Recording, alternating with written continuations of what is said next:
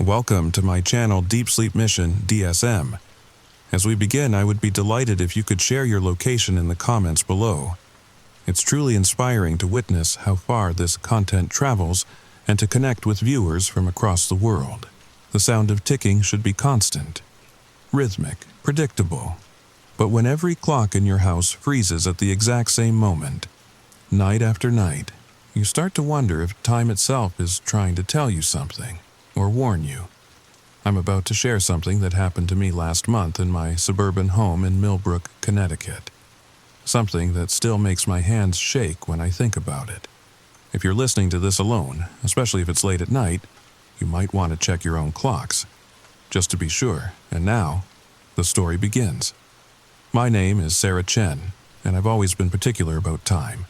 Maybe it's because I work as an air traffic controller at Bradley International, where every second matters, where being off by even 30 seconds can mean disaster.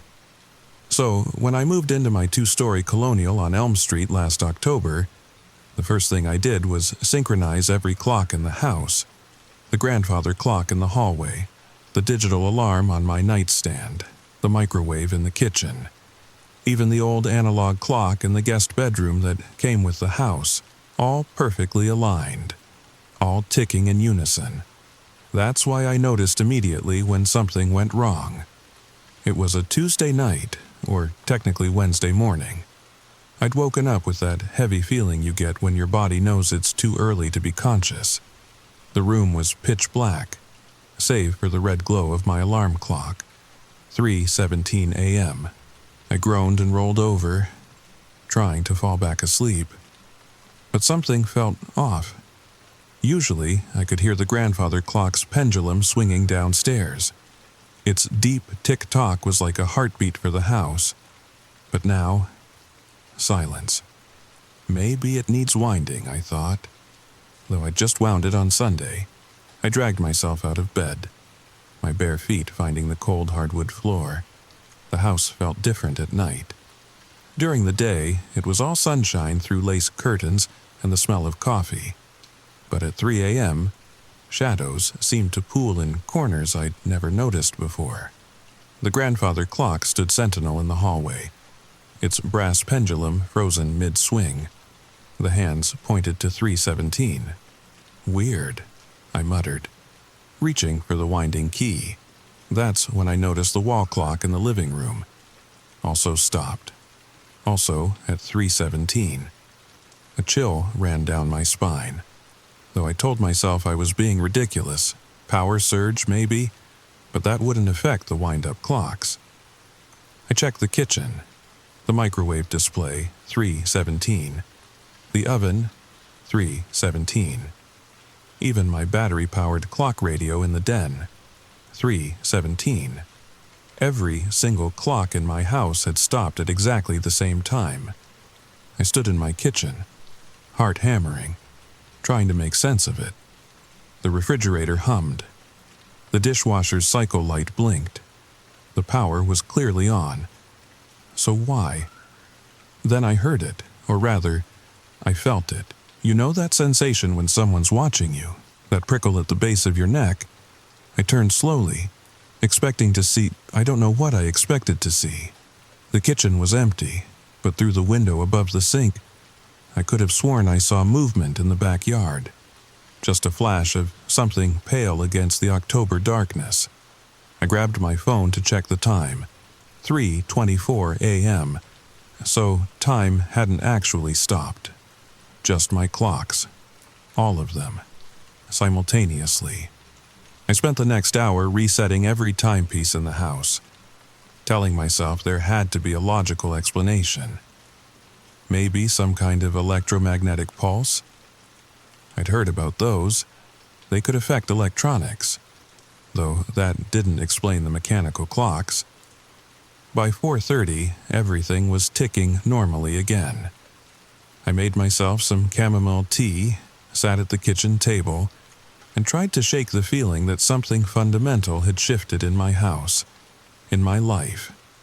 I didn't sleep the rest of the night. The next evening, I went to bed early, exhausted from work and lack of sleep. I'd almost convinced myself the clock incident was some weird fluke, a story I'd tell at parties. You'll never believe what happened. But at 3:17 a.m., I woke again. This time, I knew before I even looked. That same heavy silence, that same absence of ticking. I grabbed my phone first this time, watched as its display showed 3:17, 3:18, 3:19, while my alarm clock remained frozen. I didn't bother checking the other clocks. I knew what I'd find. Instead, I sat up in bed, listening. Really listening. Because underneath the silence, there was something else. A sound so faint I might have been imagining it. Like whispers, or wind through leaves. But there was no wind that night. I crept to my bedroom window, peeled back the curtain just enough to peer outside. The street was empty, bathed in the amber glow of streetlights. But in my backyard, near the old oak tree, something moved, a figure, tall, impossibly thin, just standing there, facing my house.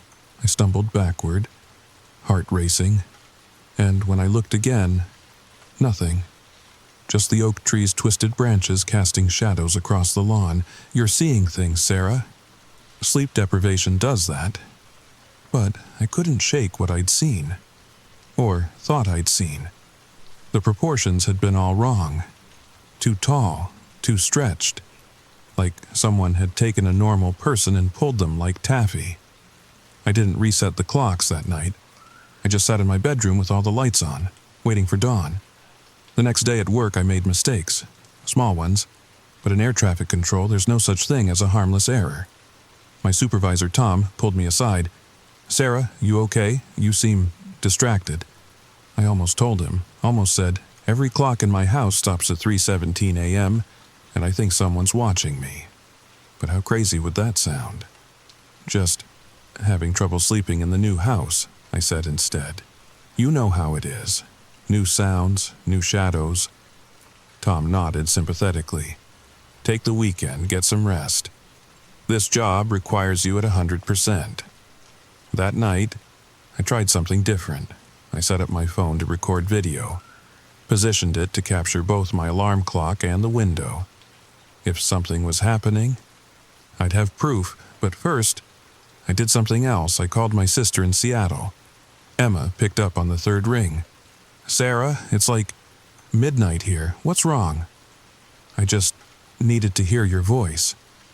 I couldn't tell her the truth. She'd think I'd lost it. "New house jitters, you know? You sure that's all? You sound scared." I almost broke down then, almost told her everything. But what would she do? Fly across the country to... what? Watch my clocks with me? "I'm fine. Just stay on the phone with me for a bit." We talked about nothing, her kids, her job, normal things, safe things, things that happened in daylight, in a world where clocks didn't stop and shadows didn't watch. At 3:10, I told her I was feeling better, made her promise to call me tomorrow. Then I hung up and waited. 3:17 a.m. came like clockwork, pun intended.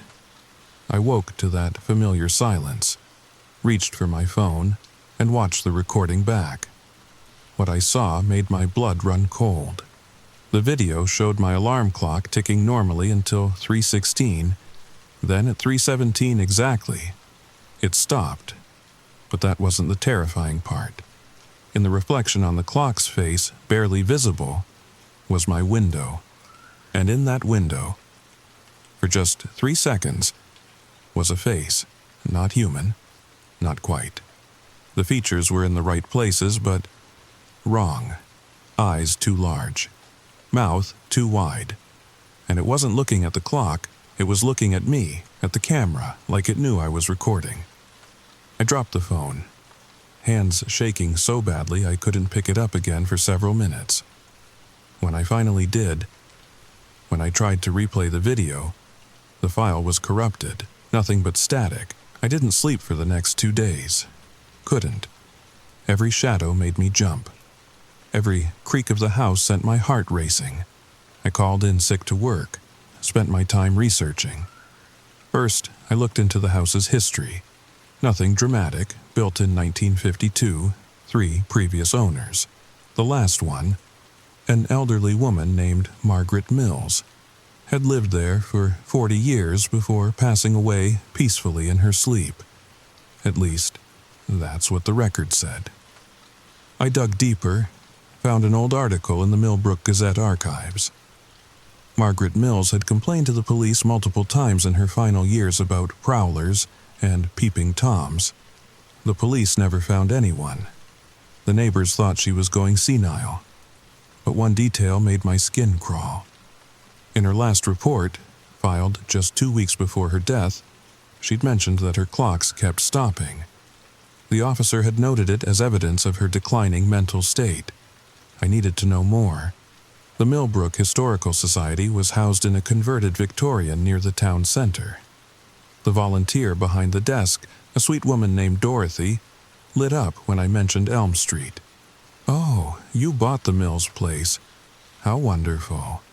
It's such a lovely home, though..." She paused, adjusted her glasses.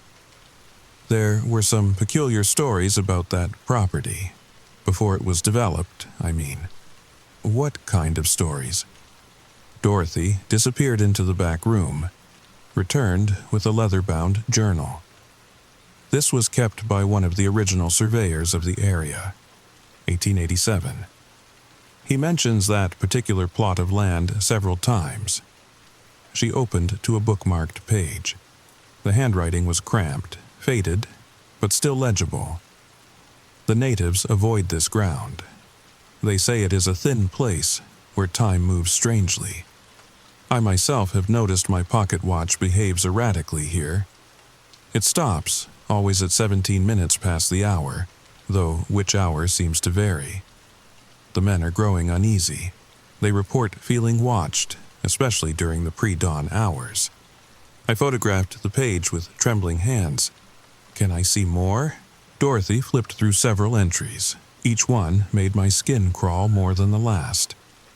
March 15th, 1887. Jameson claims he saw a figure last night, impossibly tall, he says, standing among the trees. When he called out, it vanished. The men want to move camp. I've agreed. This place feels wrong. March 18th, 1887. 3 miles from the original site. Yet my watch stopped again at 17 past 3 this morning. I was alone in my tent when it happened, alone. Yet I felt eyes upon me, many eyes. When the watch resumed, there were scratches on the tent fabric. From the outside, long, deliberate marks. We leave at dawn. Dorothy closed the journal. There's more, but it becomes incoherent toward the end. The surveyor, Edmund Cross, was admitted to Hartford Asylum 2 months later. He kept insisting that time was hunting him. What happened to the land after that? It sat empty for decades. No one would buy it, until the post-war housing boom in the 1950s.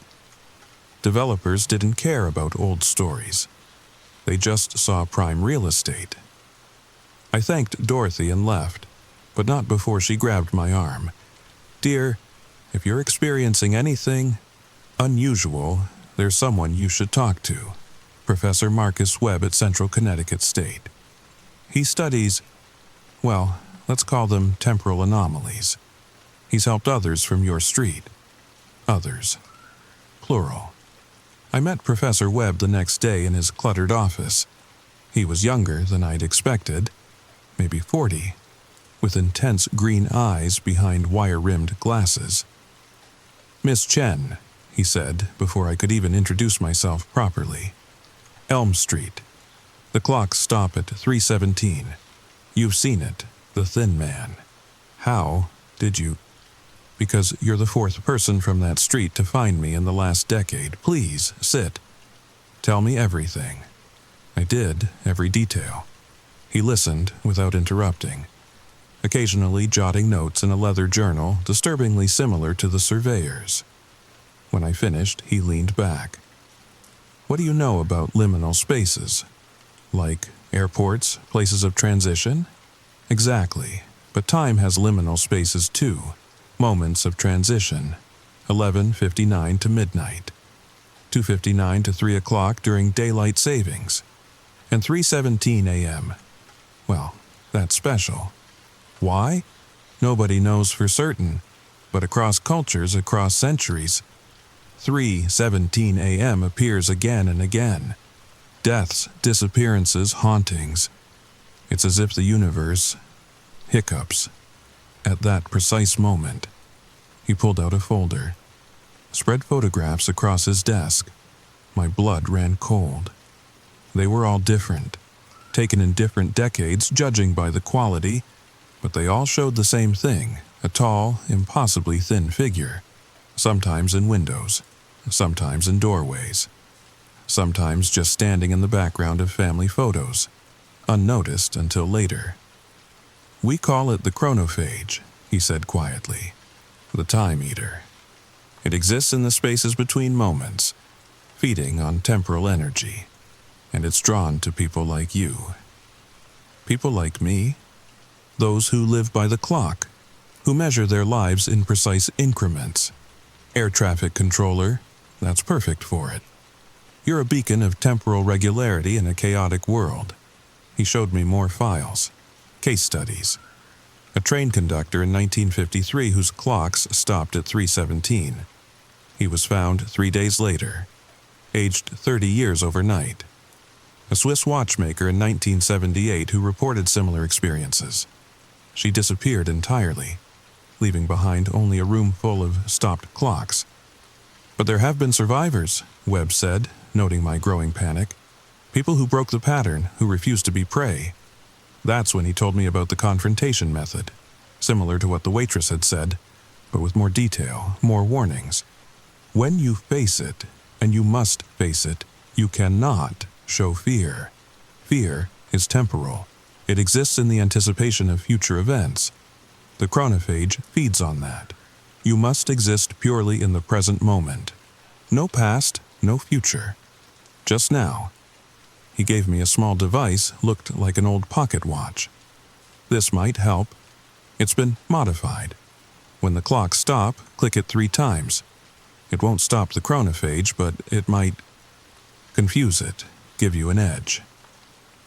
I left his office with more questions than answers, but also with a strange sense of purpose. I wasn't crazy, I wasn't alone, and I wasn't helpless. That night, I didn't go home. I checked into the Holiday Inn near the highway, told myself it was just for one night, just to get some real sleep. But at 3:17 a.m., I woke in my hotel room. The digital clock on the nightstand was frozen. 3:17. The TV display, 3:17. My phone, the only timepiece still working, showed 3:22. It had followed me. I sat up, scanning the darkened room. The heavy curtains blocked any view outside, but I could hear something. Tap, tap, tap, like fingernails on glass. I knew I shouldn't look. Every instinct screamed at me to stay in bed, to hide under the covers like a child. But I had to know. I crept to the window, pulled the curtain back an inch. Nothing.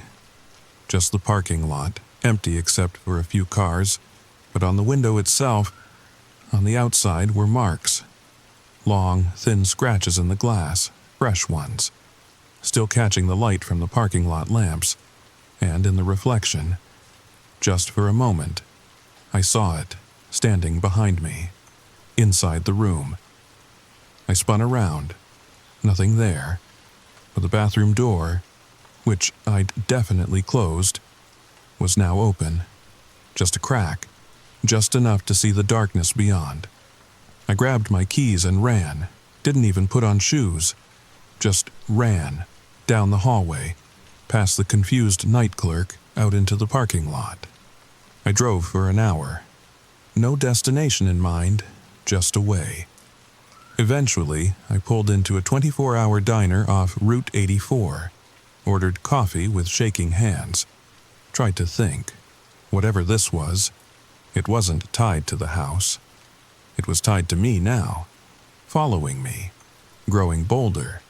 The waitress, a middle-aged woman with kind eyes, noticed my distress. "You okay, honey? You look like you've seen a ghost." I laughed. It came out hysterical. "Something like that." She sat down across from me, even though it was against policy. "Want to talk about it?"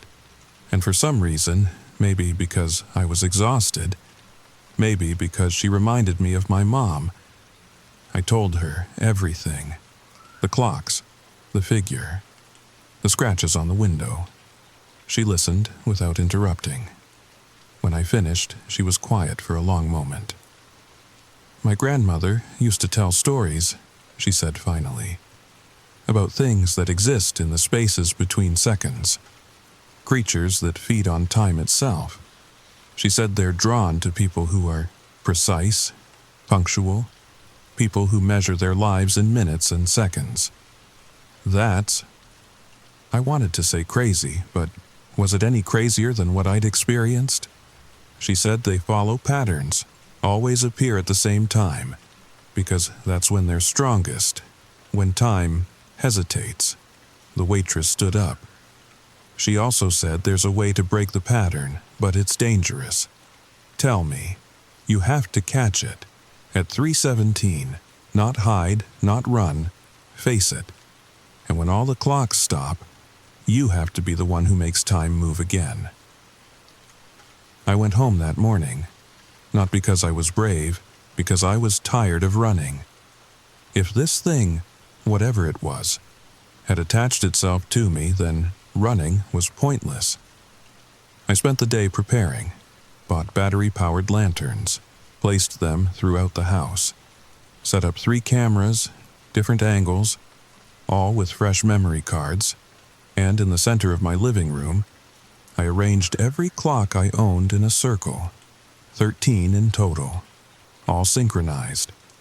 I also did something else, called my parents in Phoenix, told them I loved them, called Emma again, listened to my nephew laugh in the background. If this went wrong, I wanted those to be my last memories.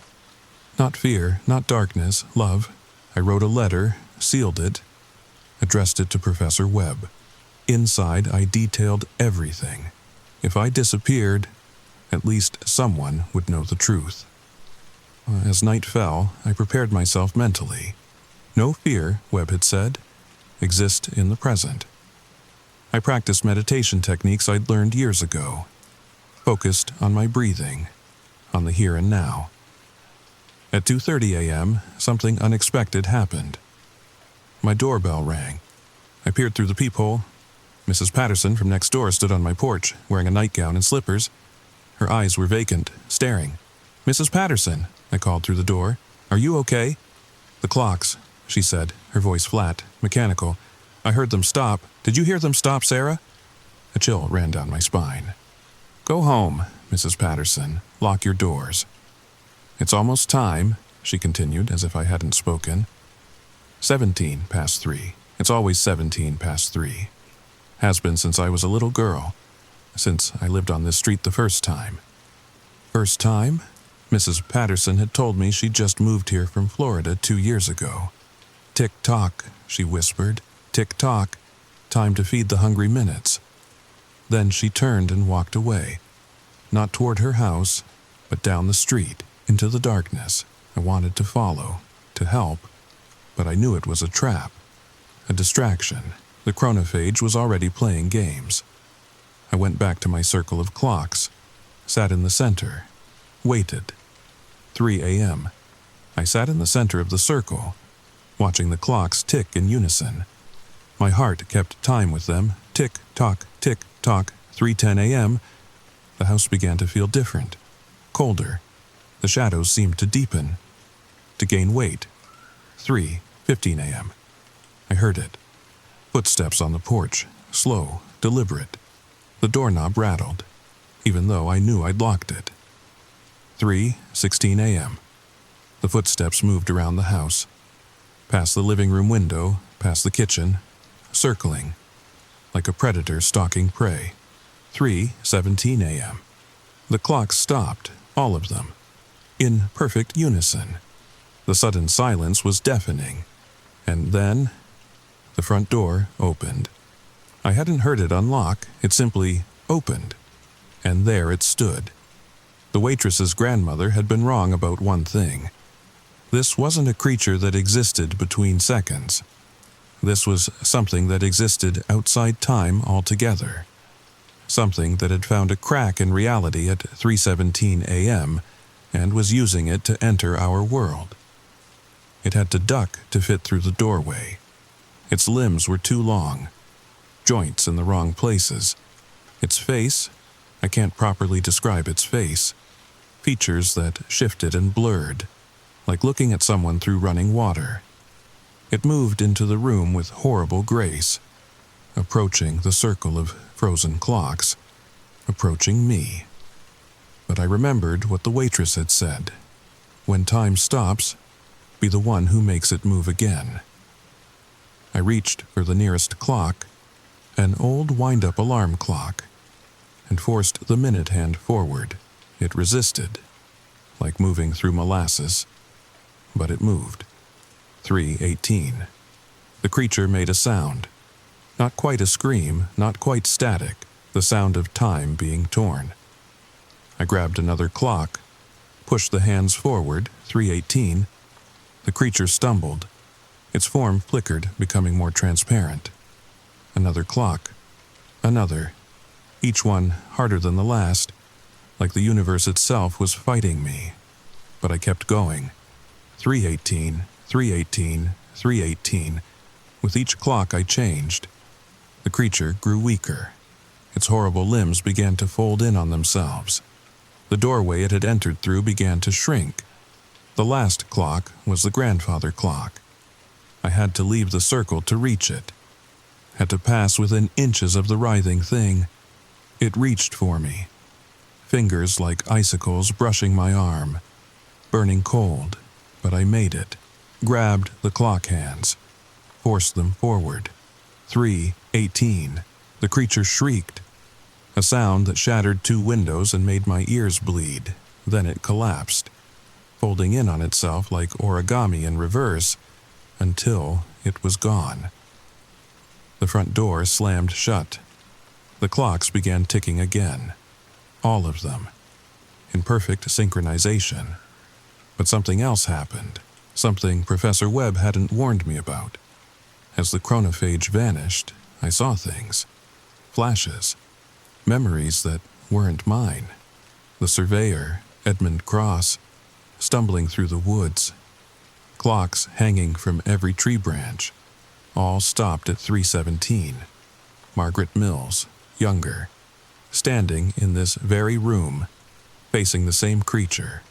The Blackwood girl, Amy, but grown up now, teaching her own daughter to win clocks, to keep them running.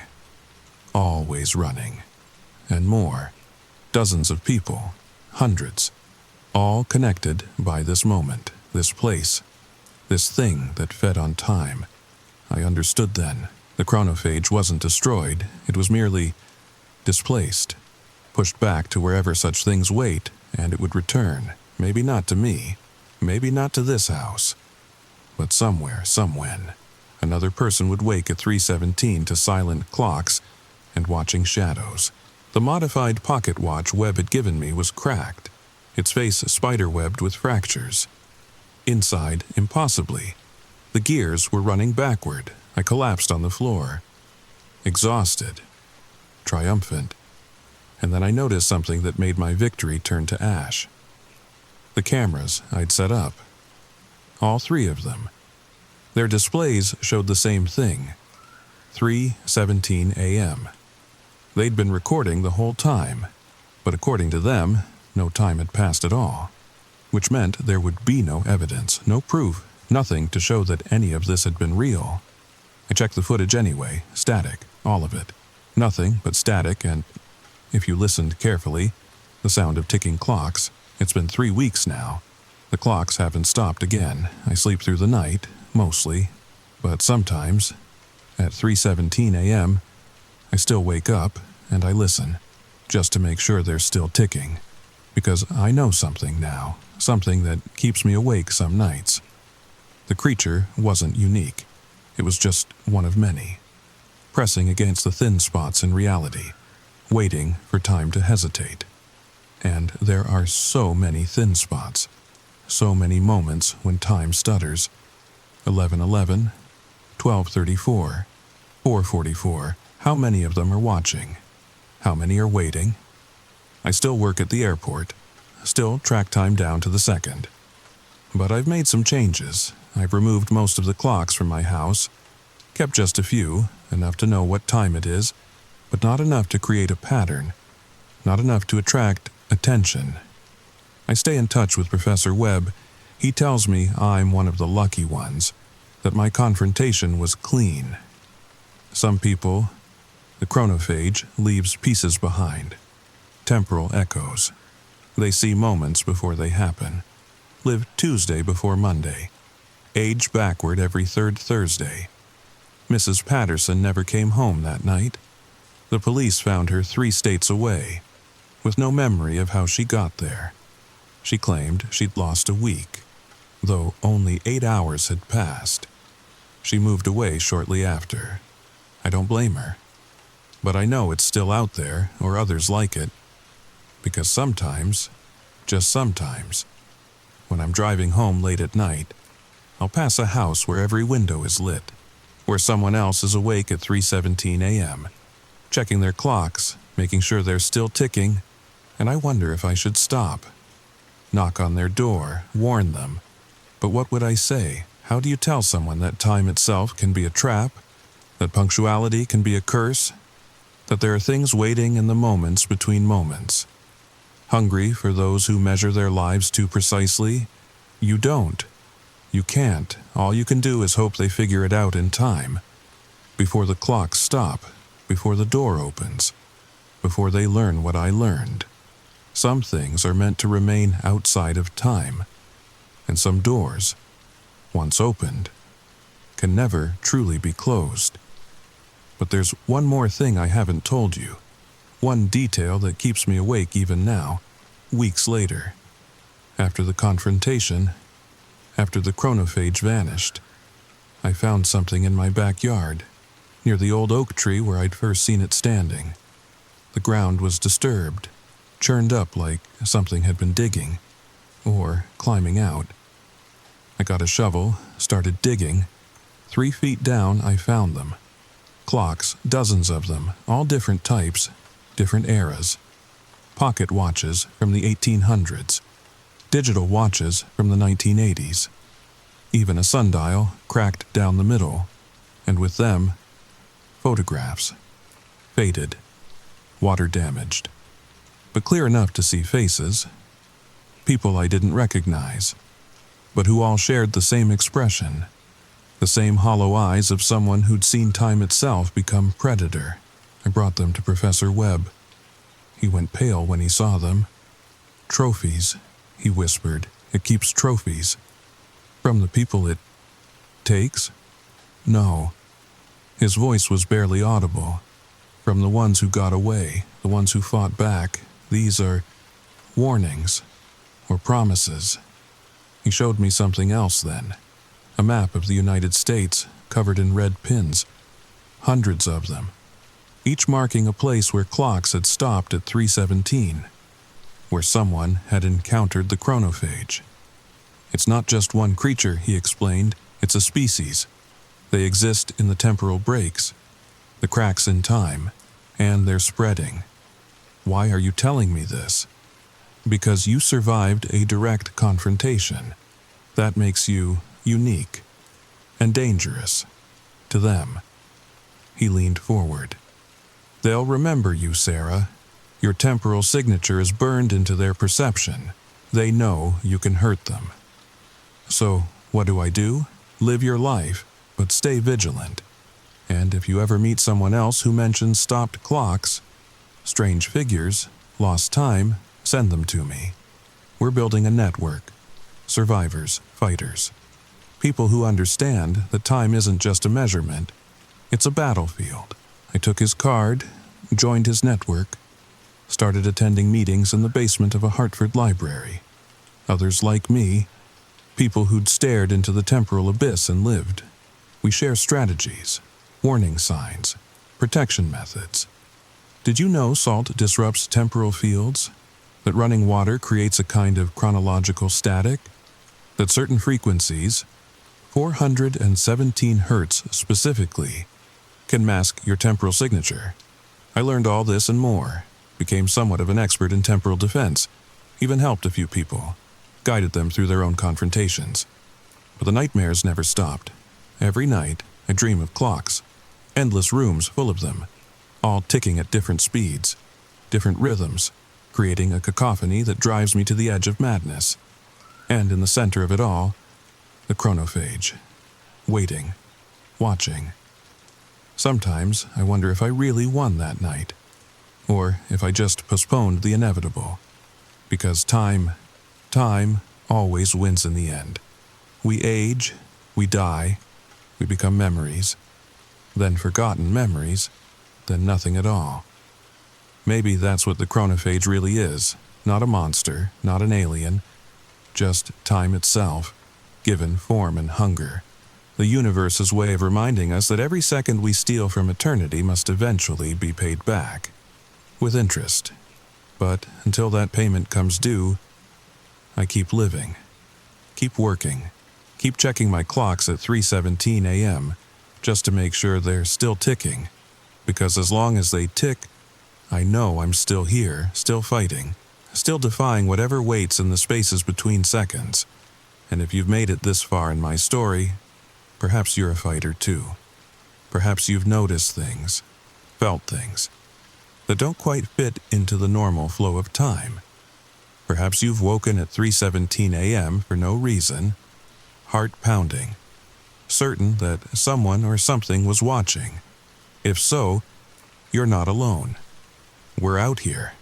The temporal survivors, the clock watchers, the ones who know that time isn't just a river flowing in one direction, but an ocean with strange tides and stranger creatures swimming in its depths. Professor Webb gave me a phrase, a kind of motto for our group. Time is a predator, but we are not prey. Remember that. When the clocks stop, when the shadows grow long, when the impossible figure appears at your window, you are not prey. You are a guardian of your own timeline, a defender of your personal now, and you have more power than you know. The chronophage feeds on fear, on the anxiety of future moments, and the regret of past ones. But if you can learn to exist purely in the present, to make each second a fortress of absolute now, you become indigestible to it, unpalatable, dangerous. So live. Live fiercely in each moment. Don't just watch time. Inhabit it, own it, make it yours. And maybe, just maybe, when the clocks stop at 3:17 a.m., you'll be ready. Sweet dreams. If you made it this far, check your clocks. Are they all showing the same time? Are they all ticking? Let me know in the comments. And if you've ever experienced something similar, something that happened when time seemed to stop, I'd love to hear about it. Hit subscribe if you want more true stories from the spaces between seconds. And remember, it's not paranoia if something's really watching. Sleep tight. Story number 2. They found my grandmother with her fingers fused to the walls. That's not how the police report described it, of course. The official cause of death was a stroke. Peaceful, they said. Natural causes. But I saw the photos the coroner didn't want me to see. I saw what really happened in that house on Maple Street. And I know why she spent her last moments trying to claw her way out of her own home. My name is Sarah Chen, and if you're listening to this late at night, cozy in your bed, thinking this is just another creepy story to help you drift off to sleep, I need you to pay attention, because what happened in Willow Creek isn't over. It's spreading, and after what I discovered in my grandmother's attic, I think it might already be too late, but I'm getting ahead of myself. Let me start from the beginning. From the day I first noticed that not a single bird would fly over that cursed town. The story begins now. The GPS died exactly at the town limits. One moment, the robotic voice was guiding me through the Colorado mountain passes. The next, nothing but static.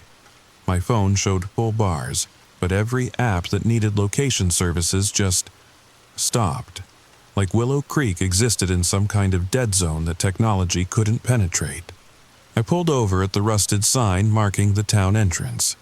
Population 2,847, it claimed, though the numbers looked like they'd been painted over multiple times.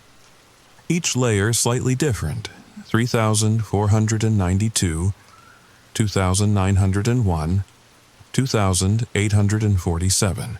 Always decreasing, never growing. That's when I noticed the birds. A massive flock of crows approached from the south, their bodies a black cloud against the October sky. They flew in perfect formation until they reached the exact point where I'd stopped. Then, they split. Like water hitting an invisible wall, they veered sharply east and west, going miles out of their way to avoid flying directly over the town. I sat there for 10 minutes, watching. Sparrows did the same thing. A hawk circled 3 times at the boundary before turning back. Even a commercial plane seemed to adjust its flight path, though that had to be coincidence. Right? The wrongness of it made my skin crawl. Birds don't just avoid entire towns. Not without reason. I should have turned around right then. Should have called the lawyer, told him to handle everything remotely. But Grandma Rose had raised me for 3 years after my parents died. I owed her this much, to at least see her home one last time. To understand why she'd stayed in this place for 40 years, even after Grandpa died, even after everyone told her to leave. The drive into town took 12 minutes. 12 minutes of absolute silence. No birds singing, no dogs barking. Even my car seemed to run quieter, like the engine was afraid to disturb whatever slept here. Main Street looked like a Norman Rockwell painting that had been left in the sun too long. Everything was there. The general store, the diner, the barber shop with its spinning pole, but the colors were wrong. Faded, like the whole town was holding its breath. I parked outside Milligan's general store. Needed supplies, and needed to feel normal for a minute. The bell above the door sounded too loud in the silence. "You must be Rose's granddaughter." I jumped. The woman behind the counter had appeared without sound, silver hair perfect, wearing a tracksuit that probably cost more than my rent. Her smile was warm, but her eyes were measuring me. "I'm Margaret Milligan. Your grandmother told me all about you, Sarah." She came around the counter, movements too smooth for someone her age. "We've been expecting you." "Expecting me?" "I only decided to come yesterday." Her smile widened. "Rose said you'd come, said you'd need to understand. She left something for you, but promised you'd stop here first." She reached under the counter and pulled out an envelope. My name was written on it in Grandma's shaky handwriting. Inside, a single key and a note. "Sarah, my dear, don't go in the attic until you understand.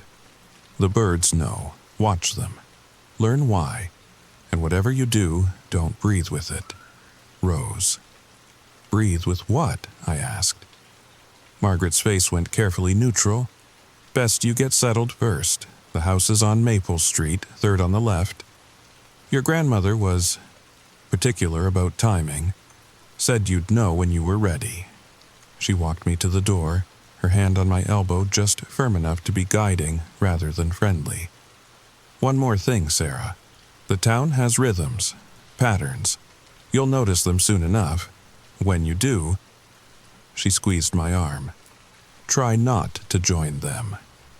The house squatted on Maple Street like it was trying to sink into the earth. Sage green paint peeling at the edges, windows dark despite the afternoon sun. The other houses on the street looked similar, maintained but abandoned, lived in but lifeless. I used the key from the envelope. The door opened with a sigh that sounded almost human. Inside, time had stopped the day Grandma died. Her reading glasses lay folded on a library book. The respiratory system of Colorado cave formations. Her crossword puzzle waited on the kitchen table, nearly finished. A coffee cup with lipstick marks sat in the sink, unwashed. but it was the walls that made me step back. Every surface was covered in something. At first, I thought it was water damage. Dark stains spreading from the corners where walls met ceiling, but the patterns were too regular, too deliberate. Like veins under skin, they pulsed with a rhythm I could almost detect. No. Trick of the light. Old house, old pipes. I was letting the strange bird behavior get to me. I spent the rest of the day doing normal things. Unpacking, making lists, calling the utility companies. Pretending I couldn't hear the house settling around me with sounds that seemed too organic for wood and plaster. The sun set at 6:47. I know because that's when every light on the street turned on simultaneously. Not gradually, like people coming home from work. All at once, like synchronized breathing. I made soup from a can, ate, watching the street through the kitchen window. Nothing moved out there. No cars. No people walking dogs. Just empty sidewalks and lit windows that revealed nothing of the lives inside. At exactly 9 p.m., the lights went out. All of them. Every house on the street going dark in the same instant. Except mine. I stood at the window, soup bowl forgotten, watching the darkness. That's when I saw them. Figures standing in the street, not moving, not talking. Just standing there, faces turned up toward my lit windows. Dozens of them. Waiting. I turned off my lights with shaking hands. Stood there in the dark, holding my breath. When I finally worked up the courage to peek through the curtains again, the street was empty. Sleep came in fragments. The house made sounds no house should make. Wet sounds, organic sounds. And underneath it all, a rhythm. Like breathing, but deeper. Slower. Coming from everywhere and nowhere. At 3 a.m. exactly, I gave up on sleep. That's when I heard it clearly for the first time. The sound that would haunt me forever. The sound that explained why birds wouldn't fly over Willow Creek. The entire house was breathing. I lay rigid in bed, every muscle tense, counting. In, hold, out, 15 breaths per minute, exactly. The walls expanded and contracted with each cycle, so subtle you'd miss it if you weren't looking. But once you noticed, I grabbed my phone, started recording. The timestamp showed 3 a.m. The breathing had started exactly then. Like clockwork, like something scheduled. By 3:30, I couldn't stand it anymore. I crept downstairs, bare feet silent on the old wood. The breathing was everywhere. In the walls, the floors. Even the air itself seemed to pulse with it. The dark stains I'd noticed earlier were more visible now, glowing faintly with some kind of phosphorescence. In the kitchen, the crossword puzzle had changed. I was sure of it. Where before there had been empty squares, now words filled the spaces. But not in Grandma's handwriting. The letters were shaky, uneven, like someone writing with their non-dominant hand. Or something learning to write for the first time. 1 across, Sarah. 5 down, understand. 7 across, attic. My hands shook as I picked up the puzzle. Underneath, another note in Grandma's writing. When it knows your name, you're running out of time. The breathing seemed to intensify, walls flexing more visibly. And then I heard something else. Whispers. Not words exactly, but patterns in the air between breaths. Like voices speaking in frequencies just beyond human perception. I looked at the key Margaret had given me. Not the house key, a different one. Older, the kind that might open an attic door. Every instinct screamed at me to leave. Pack up, drive away, never look back. But those figures in the street, they'd been waiting for something. And the birds knew something I didn't. I had to understand. The stairs to the second floor creaked with each step, but the sound was swallowed by the breathing. It was louder up here, more insistent. The phosphorescent veins in the walls pulsed brighter, creating a network of light that led to one door at the end of the hall. The attic. The key fit perfectly. The door swung open to reveal a pull-down ladder already extended. waiting. The smell hit me first. Sweet and chemical, like overripe fruit mixed with formaldehyde. The breathing was deafening up here, coming from all directions. I climbed the ladder, phone flashlight cutting through the darkness. What I found there changed everything I thought I knew about the world. The attic wasn't an attic anymore. It was alive. The walls, ceiling, and floor were covered in tissue. Not like wallpaper or insulation, actual living tissue. It pulsed with the breathing, wet and glistening in my phone's light. Veins as thick as garden hoses ran through it, pumping something dark and viscous. But that wasn't the worst part. The worst part was the photographs. Hundreds of them, pressed into the living walls like specimens in amber. All of them showed the same thing. People standing in their homes, smiling at the camera. Normal family photos. Except their fingers were sunk into the walls behind them. Their skin had the same phosphorescent glow as the veins in my grandmother's house. And their eyes were completely black. I found one of Grandma Rose, recent based on her age. She stood in this very attic, both hands pressed against the breathing walls, that same terrible smile on her face. But her eyes still had color, still had life. At the bottom, in her handwriting, day 14,234. Still myself. Still fighting. 40 years. She'd been fighting this for 40 years. A wet sound made me turn. In the corner, where the tissue was thickest, something pushed through the wall. A hand. Human, but wrong. Too many joints. Fingers that bent in impossible directions. It beckoned to me. That's when the whispers became words. "Sarah." The voice was made of hundreds of voices, all speaking in unison. "We've been waiting for you." I scrambled backward, nearly falling down the ladder. The hand stretched further from the wall, followed by an arm, a shoulder. A face began to push through the tissue. Features blurred and shifting like someone underwater. "Don't run," it whispered. "We need you. The town needs you. Just like it needed Rose." I ran. Down the ladder, through the hall, down the stairs. The house groaned around me, walls flexing, trying to block my path. The front door wouldn't open. The windows were sealed. The breathing grew faster, angry. Finally, I remembered the back door. Burst through it into the pre-dawn darkness. Ran to my car, fumbling for keys. That's when I saw them again. Every resident of Willow Creek stood in the street. Hundreds of them. All breathing in perfect unison. 15 breaths per minute. Their eyes reflected the phosphorescent glow from the houses, and they were all smiling.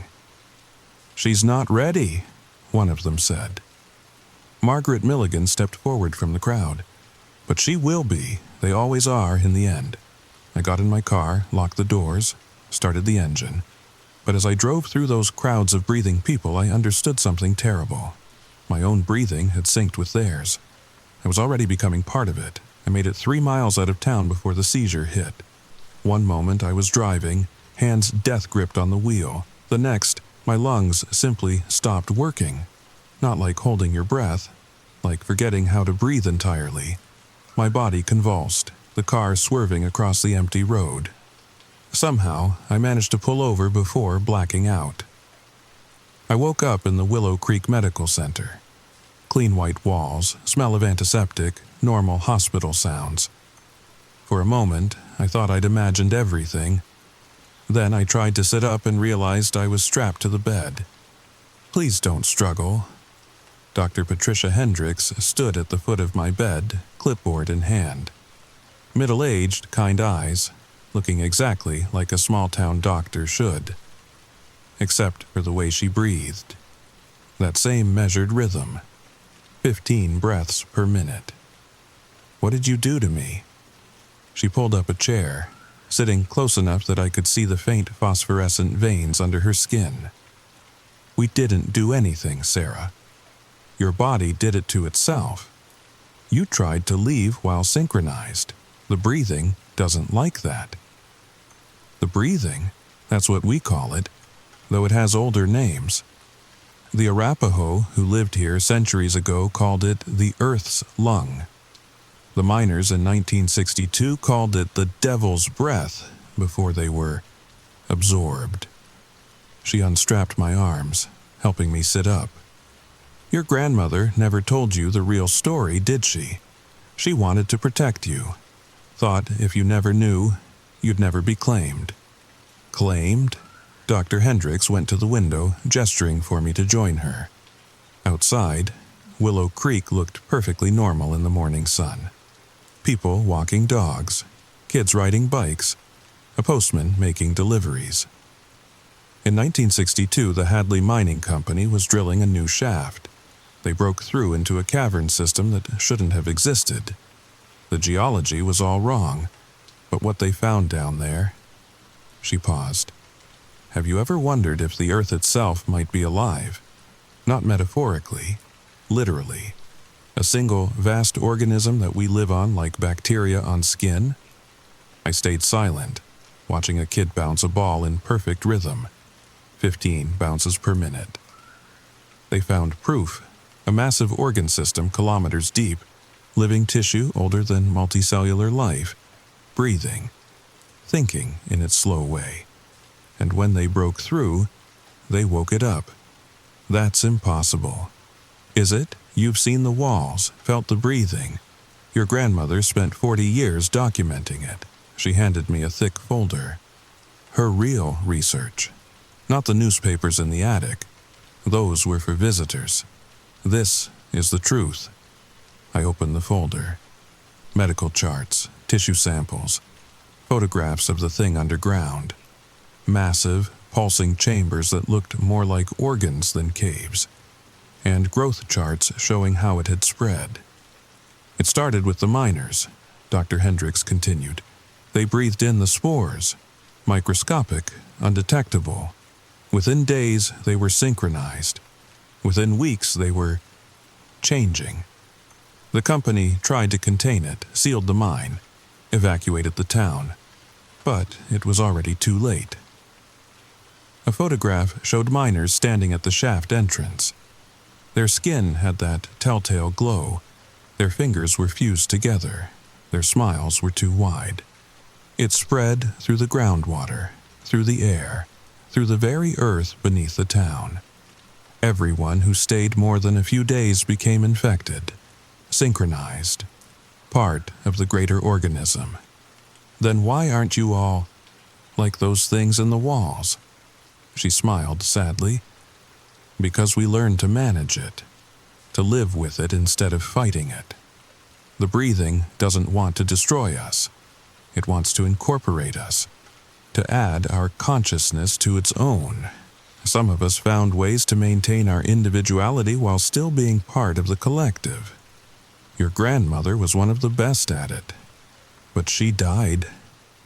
Her fingers were fused to the walls. After 40 years of resistance, 40 years of fighting to stay herself while keeping the town secret. She was tired, Sarah, and when she knew you were coming, she made a choice, gave herself to the breathing completely so she could speak to you through it, guide you. I thought of the crossword puzzle, the messages, the hand reaching through the attic wall. That was her, part of her. Filtered through the collective consciousness. She's in there along with hundreds of others. They're not dead, they're transformed. Part of something vast and ancient and patient. Why the birds? I asked suddenly. Why won't they fly over? Dr. Hendricks actually laughed. Because they're smarter than us. They can sense what Willow Creek really is. A single massive organism wearing the disguise of a town. Every building is an organ. Every street is a vein, and we're the cells that keep it functioning. She stood checking her watch. It's almost noon, time for Margaret to explain the rest. She's waited 60 years for someone like you, someone like me, someone with Rose's bloodline, Rose's resistance, someone who can lead the next generation of the Watch. She opened the door. The breathing is growing stronger. spreading further. We need someone who can help us maintain the balance, or decide if it's time to let it wake up completely. Margaret Milligan waited in the hospital lobby, still in her tracksuit, still smiling that measuring smile. "Ready for the truth, dear?" she asked. "All of it?" I thought about running, but my breathing was still synchronized. 15 breaths per minute. I was already trapped. "Show me," I said. She led me to the old mining museum, down into the basement, through a door marked "Authorized Personnel Only," down stone steps that predated the town, into darkness that breathed. The cavern opened up like a cathedral made of flesh. The walls pulsed with that familiar rhythm. Veins of light traced patterns too complex for human minds to follow. And in the center was the heart. It was the size of a house.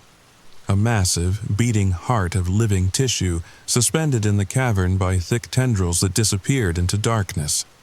Each beat sent waves of phosphorescent fluid through veins as thick as tree trunks. The sound was deafening. Not just heard, but felt, vibrating through every bone in my body. Beautiful, isn't it? Margaret stood beside me, her face rapturous in the pulsing light. The heart of Willow Creek, the true town center. Others emerged from the shadows. Dr. Hendricks, Tom Garrett from the water plant, the postman I'd seen earlier, about 20 people in all, each breathing in perfect sync with the massive heart. "We are the Watch," Margaret continued. "The conscious cells in this greater organism. We guide its growth, shape its dreams, keep it stable. And if you fail," a new voice answered, young, clear, wrong. A girl stepped forward, maybe 10 years old, but her eyes were ancient.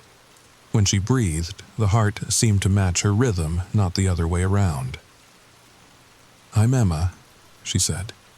"I was born here. Born breathing with it. I've never known anything else." She touched the nearest wall, and veins of light spread from her fingers. "The old Watch is failing.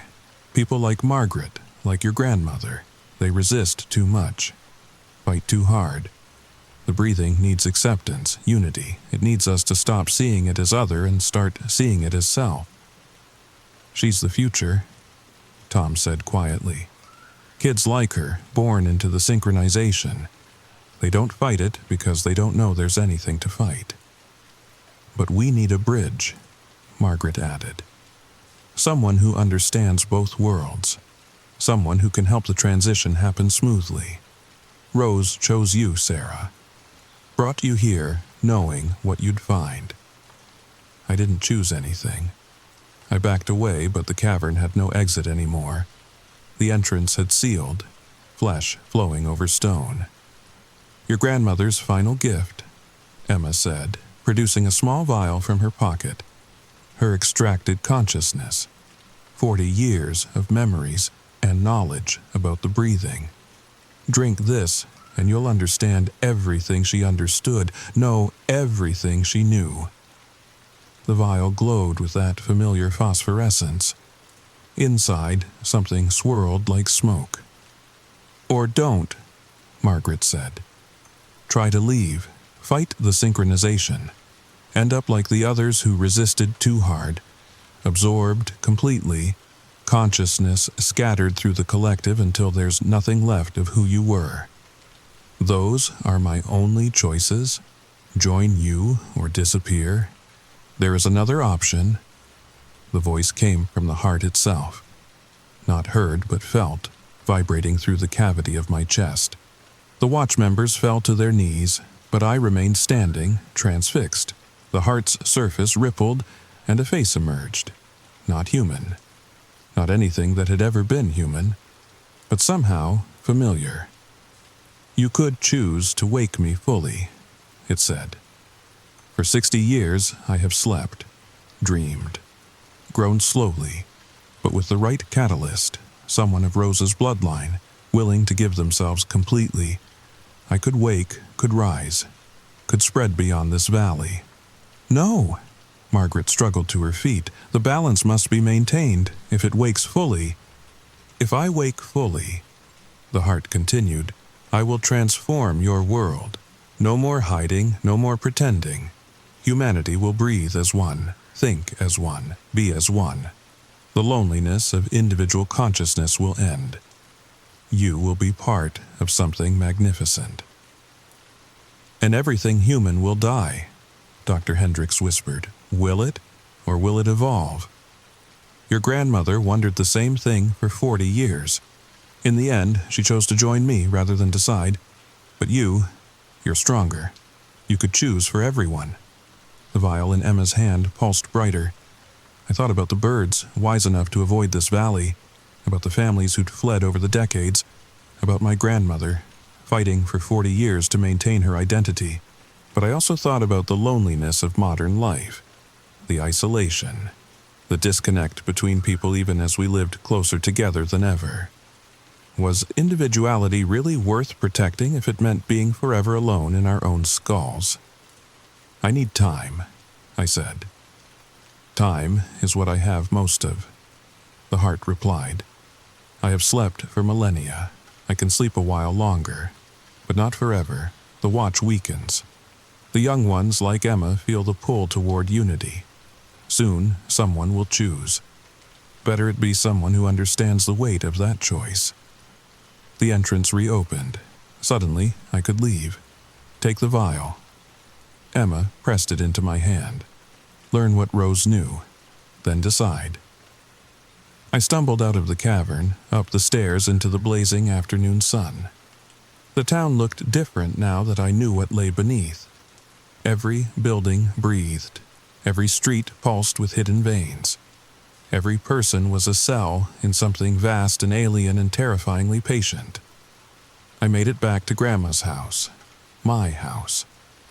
Sat at the kitchen table where she'd done her crosswords for 40 years, fighting to stay herself. The vial glowed on the table before me. Inside was everything she'd learned, everything she'd fought for and against. All I had to do was drink it, and I'd understand. But understanding meant accepting, meant becoming part of Willow Creek forever. My phone buzzed. A text from an unknown number. The birds are starting to forget why they avoid us. Generation by generation, the memory fades. Soon, they'll fly over again. When they do, it will be too late to choose. M. I held the vial up to the light. Such a small thing to hold such enormous consequences. That was 3 days ago. I'm still here. Still breathing 15 breaths per minute. Still human, mostly. The vial sits on my nightstand, unopened but always present. Every morning, I wake up thinking today will be the day I decide. Every night, I fall asleep to the sound of the house breathing around me. The watch has accepted my indecision. For now, they know I can't leave. No, eventually I'll have to choose. Emma visits sometimes, telling me about the peace of total unity. Margaret shares stories of those who fought to stay human and what it cost them. And late at night, when the breathing is loudest, I hear my grandmother's voice in the whispers between breaths. Not words, just presence, letting me know she's there, part of something vast and patient and waiting. The birds still refuse to fly over Willow Creek. But yesterday, I saw a crow land on the town limit sign, just for a moment. Testing. The memory is fading, the protection growing thin. Soon, someone will have to choose. Wake it fully or find a way to kill it. Unite with it or destroy it. There's no middle ground anymore, if there ever was. So, I sit here in my grandmother's house, in this town that breathes, holding the key to humanity's future in a small glass vial, knowing that whatever I choose, the world will never be the same. The really terrifying part? The longer I stay, the more the unity makes sense. The more the loneliness of individual thought feels like a burden rather than a gift. The more I understand why Emma smiles that ancient smile. Maybe that's how it wins. Not through force or fear, but by offering something we all secretly want: connection, unity, an end to the terrible isolation of being trapped in our own minds. Or maybe that's just the spores talking. After 3 weeks of breathing with it, I can't tell anymore. If you're listening to this, if you're lying in bed wondering if this is real, do me a favor. Tomorrow, watch the birds. See if they avoid certain places. See if they remember dangers that humans have forgotten. Because if they've started flying over your town, if they've forgotten why they once stayed away, then you're already breathing with it. You just don't know it yet. Sweet dreams. And remember, when you wake at 3 a.m. to the sound of breathing that isn't yours, don't match the rhythm. Don't join the synchronization.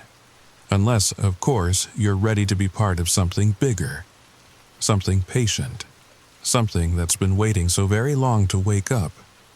The choice, in the end, is yours, just like it's mine. The vial glows on my nightstand as I speak these words, calling, promising, waiting. 15 breaths per minute, in, hold, out, forever. Story number 3. They say everyone has a doppelganger somewhere in the world. But what if you found 12 of them, sitting in a circle, all staring at you with your own eyes? Before you click away, I need you to understand something. This isn't about twins or lookalikes.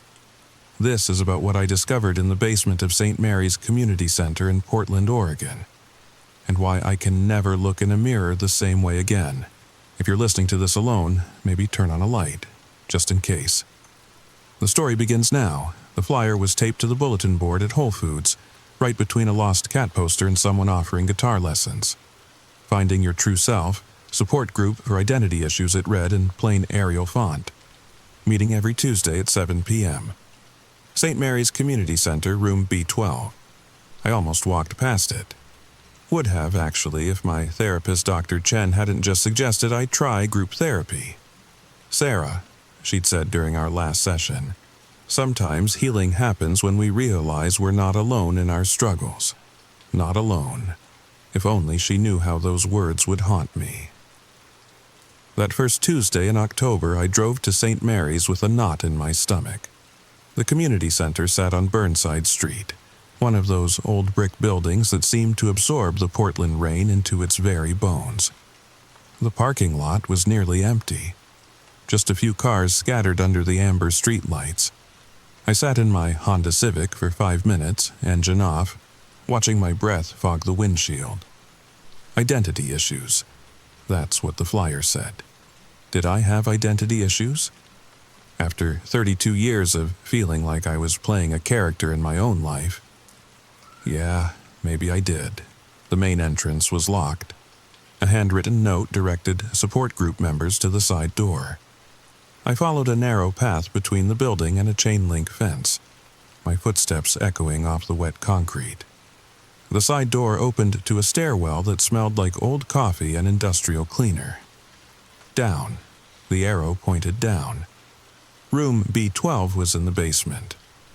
Of course it was. The fluorescent lights hummed as I descended, that particular frequency that makes your teeth ache if you pay too much attention to it. At the bottom, a long hallway stretched out, doors on either side. B8, B10, B12. I knocked. Waited. Nothing. The doorknob was cold under my hand as I turned it. The room beyond was dimly lit, chairs arranged in a circle. About half were occupied, but I couldn't make out faces in the low light. Everyone seemed to be looking down at their laps. "Welcome," a voice said from across the circle. Soft, familiar somehow. "Please, take a seat. We're about to begin." I chose a chair near the door. Always good to have an exit strategy, right? As my eyes adjusted, I counted the others. 12 people, including the one who'd spoken. All wearing similar dark clothing. All with their heads down. "Let's start with introductions," the facilitator said. Still, that strange, familiar quality to the voice. "I'll go first. My name is Sarah. and I've been struggling with feeling like I don't know who I really am. My breath caught. Sarah, my name, but lots of people are named Sarah. It's common. The third most popular name for girls born in 1992, actually. I'd looked it up once. I work at Powell's Books, she continued, in the Pearl District location. I live alone with my cat, Mochi, and lately, I've been feeling like I'm disappearing. Powell's Books, Pearl District. I worked at the downtown location, but still. And Mochi. I'd almost named my cat Mochi, went with Biscuit instead. This was getting weird. Thank you for sharing, Sarah, someone to her left said. Another woman. I'm also Sarah. I work at Powell's, the Hawthorne location. I have a cat named Biscuit. The fluorescent light above us flickered. In that strobe-like moment, I saw her face. My face. Not similar, not kind of like me. My exact face down to the small scar above my left eyebrow from when I fell off my bike at 7 years old. My hand went to the door handle, but I couldn't move, couldn't breathe. One by one, they began to lift their heads. Sarah after Sarah after Sarah. All 32 years old. All with shoulder-length brown hair that never quite cooperated with humidity. All with that slightly crooked nose from breaking it in high school volleyball. All me. Don't be afraid, the facilitator said. She was looking at me now with my own green eyes. Not my color green. My exact eyes. We've all been where you are right now. The shock, the disbelief. But you're here for a reason. This, my voice cracked, this isn't possible. Isn't it? Another me spoke from across the circle. This one wore glasses. I'd been meaning to get my prescription checked. You've felt it, haven't you? That sense that you're not quite real, like you're watching your life from the outside. I had. God help me, I had felt exactly that. We all found the flyer, Glasses Me continued. All of us Sarahs, all of us lost, and now we're finding ourselves together. I should have run. Every instinct screamed at me to get up, get out, get away, but I stayed, because despite the impossibility of it all, they understood. These other Sarahs, they knew exactly what it felt like to go through life feeling like a ghost in your own skin. The first meeting is always the hardest, the facilitator said. Let's call her Prime Sarah, just to keep things straight in my head. Why don't we go around the circle, share what brought you here? They told their stories. Our stories. Sarah from Beaverton, who worked at Powell's in the rare book section. Sarah from Southeast, who worked in the children's department. Sarah from Lake Oswego, from Gresham, from St. John's. All Powell's employees, but different locations, different departments. All living alone with cats that were almost named Mochi, or actually named Biscuit, or Whiskers, or Mr. Darcy. The details were what got to me. Each Sarah had broken her nose playing volleyball, but in slightly different ways. Spiking, blocking, diving for a save. Each had that scar above the left eyebrow. But from bikes, skateboards, ice skating. Like someone had taken my life and run it through a filter, creating variations on a theme. How? I finally asked when it came to my turn. How is this happening? Prime Sarah smiled. My smile, but sadder. We're not sure, but we have theories. Have you ever heard of quantum superposition? I shook my head. The idea that particles can exist in multiple states simultaneously until observed. Glasses Sarah chimed in. Some of us think we're collapsed possibilities. Versions of Sarah that could have been, all existing in the same space. That's insane. Is it more insane than this? She gestured around the circle. I had no answer for that. The meeting followed a strange rhythm. We shared our days, our identical yet different days. The same customers at different Powell's locations. The same anxiety about turning 33 next spring. The same dream about drowning that we'd all been having since August. That last one made everyone go quiet. You too? Sarah from Beaverton whispered. I nodded. Every Tuesday and Friday, I'm in dark water, and I can see the surface, but when I swim up, there's something in the way, like glass. A barrier, several Sarahs said in unison. Prime Sarah stood abruptly. I think that's enough sharing for tonight, same time next week? The others began to file out. I noticed they were careful not to touch each other. When I reached the door, Prime Sarah called out, "The new Sarah, wait." I turned. We were alone now, just two versions of the same person in a dingy basement room. It gets easier, she said. The shock, I mean. You'll start to see the benefits. Benefits? We're not alone anymore. We understand each other completely. No more explaining yourself, no more feeling like nobody gets you. We're building something here, a community of Sarahs. How many are there? She tilted her head. Our head. That thing I did when I was thinking. We're not sure. They keep finding the flyer, keep showing up. Started with just 3 of us back in June. The flyer? I pulled it from my pocket. But the paper was blank. No words, no meeting time. Just yellowed paper with tape marks at the corners. Prime Sarah's smile widened. Only Sarahs can see it. Only Sarahs who are ready.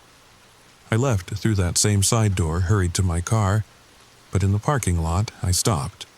4 Honda Civics, all silver, all with the same Powell's employee parking sticker, all with the same fuzzy dice hanging from the rearview mirror. A gag gift from our best friend Anna last Christmas. I drove home in silence. No radio, no podcast, just the sound of rain on the windshield and my own thoughts chasing each other in circles. That night, I dreamed of drowning again. But this time, when I looked up through the dark water, I saw faces pressed against the glass barrier. All my face. All trying to break through. I told myself I wouldn't go back. Spent the whole week trying to convince myself it had been a hallucination. Gas leak in the basement, maybe, or a really vivid dream. But then I saw her at Powell's. Actually, no. First, I need to tell you about the notebook. Wednesday morning, I woke up to find my journal on the kitchen table. The one I keep in my nightstand drawer. Always. It was open to yesterday's entry, except I hadn't written anything yesterday. The handwriting was mine, though. Every loop and slash exactly how I form my letters. The meeting was wonderful, it read. Finally found others who understand. Can't wait for next Tuesday. Below that, in fresher ink, don't trust Prime Sarah. She's not what she seems. And below that, in pencil, check your voicemails. I had 17 new voicemails. All from unknown numbers, all the same voice, my voice, whispering variations of the same message. She's collecting us. Don't let her complete the set. The drowning dreams are the key. I deleted them all, but they kept coming back. Every time I checked, 17 voicemails. Always 17.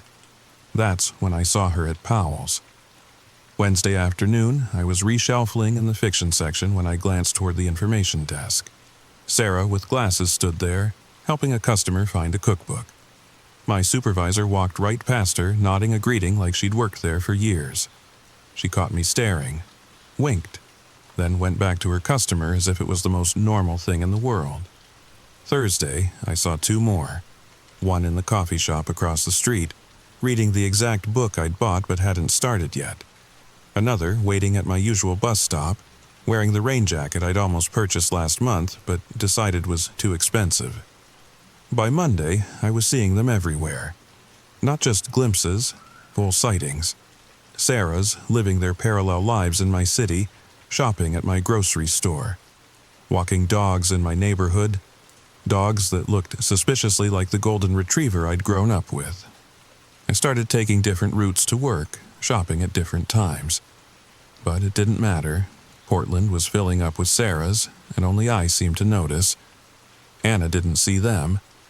When I pointed out Sarah from Beaverton at the food carts, Anna just saw a stranger. When I mentioned running into someone from group therapy at Powell's, my supervisor said I was the only Sarah on the schedule. Tuesday came again. I sat in my car outside St. Mary's for 20 minutes this time, watching. I counted 15 women entering through that side door, all my height, all with my walk, that slightly pigeon-toed gait I'd tried to correct in college. I went in. The circle was bigger now. 20 chairs, all full except one. They'd been waiting for me. "Welcome back," Prime Sarah said. "We're so glad you came." The meeting started the same way, introductions, stories. But something was different. The other Sarahs looked tired, drawn, like they hadn't been sleeping. "The dreams are getting worse," one said. Sarah from Milwaukee, apparently. When had out-of-state Sarahs started showing up? I can feel myself drowning, even when I'm awake now. Murmurs of agreement around the circle. "It's the convergence," Prime Sarah said. "We're getting closer." "Closer to what?" I asked. She looked at me with those familiar green eyes, but there was something else there now, something hungry, to becoming whole. The room felt smaller suddenly. The fluorescent light flickered again, and in the darkness between, I thought I saw more faces, more Sarahs, standing in the shadows outside our circle, watching, waiting. "You see them too," Glasses Sarah said. It wasn't a question. The ones who haven't found their way to group yet. They're drawn to us, but they can't quite cross over. Cross over from where? From all the places we could have been. Prime Sarah stood, began walking around the outside of the circle. Every choice creates a branch. Every moment splits reality. We're the Sarahs who made slightly different choices, but stayed close enough to overlap. That's not how physics works. Isn't it? She was behind me now. I could feel her breath on my neck. My breath. How many times have you stood at a crossroads and felt yourself split? Felt the other you, the one who made the different choice, walking away? Too many times. The job offer in Seattle I'd turned down. The apartment in Northeast I'd almost rented. The marriage proposal I'd said no to. "He proposed to you too?" a Sarah across the circle whispered. "David?" I nodded, throat tight. "I said yes," she continued. "Biggest mistake of my life. He was..." She stopped. We all knew what he was, what he'd done, or almost done, or would have done. The branches are collapsing. Prime Sarah returned to her seat. All the scattered Sarahs, all the possibilities, were coming together. The dreams are the first sign. Soon. Soon what? She smiled. We all smiled. The same sad, knowing smile. Soon, there will only be one. The meeting ended abruptly. Again, that careful filing out, no touching. But as I reached the door, I felt a hand on my arm. Cold, too cold. I turned. It wasn't one of the Sarahs from the circle. This one was wrong. Her face was mine, but blurred, like a photograph taken through water. Her clothes were soaked, dripping onto the linoleum floor. "Don't come back," she whispered. Her voice was full of water. "It's not what you think. The convergence, it's not..." She flickered, disappeared, left only a puddle where she'd stood. But there was something in the puddle. A photograph. Waterlogged but visible. It showed all of us Sarahs standing in a circle. But we weren't in the basement. We were somewhere else, somewhere dark. And in the center, where Prime Sarah should have been, nothing. Just a black void shaped like a person. I pocketed the photo and ran. Up the stairs, through the side door, across the parking lot. 23 silver Honda Civics sat under the streetlights. I didn't know which was mine. They all had the same fuzzy dice, the same parking stickers, the same... But one had something different. A piece of paper under the windshield wiper. My handwriting again. Third from the left, trust yourself. Sarah who remembers. I picked the third car from the left. The key worked, of course it did. As I drove away, I saw them in the windows of the community center. Dozens of Sarahs, all watching, all waiting, all me. I tried to leave Portland. Wednesday morning, I packed a bag, called in sick to Powell's, and drove toward Seattle. Maybe distance would break whatever this was.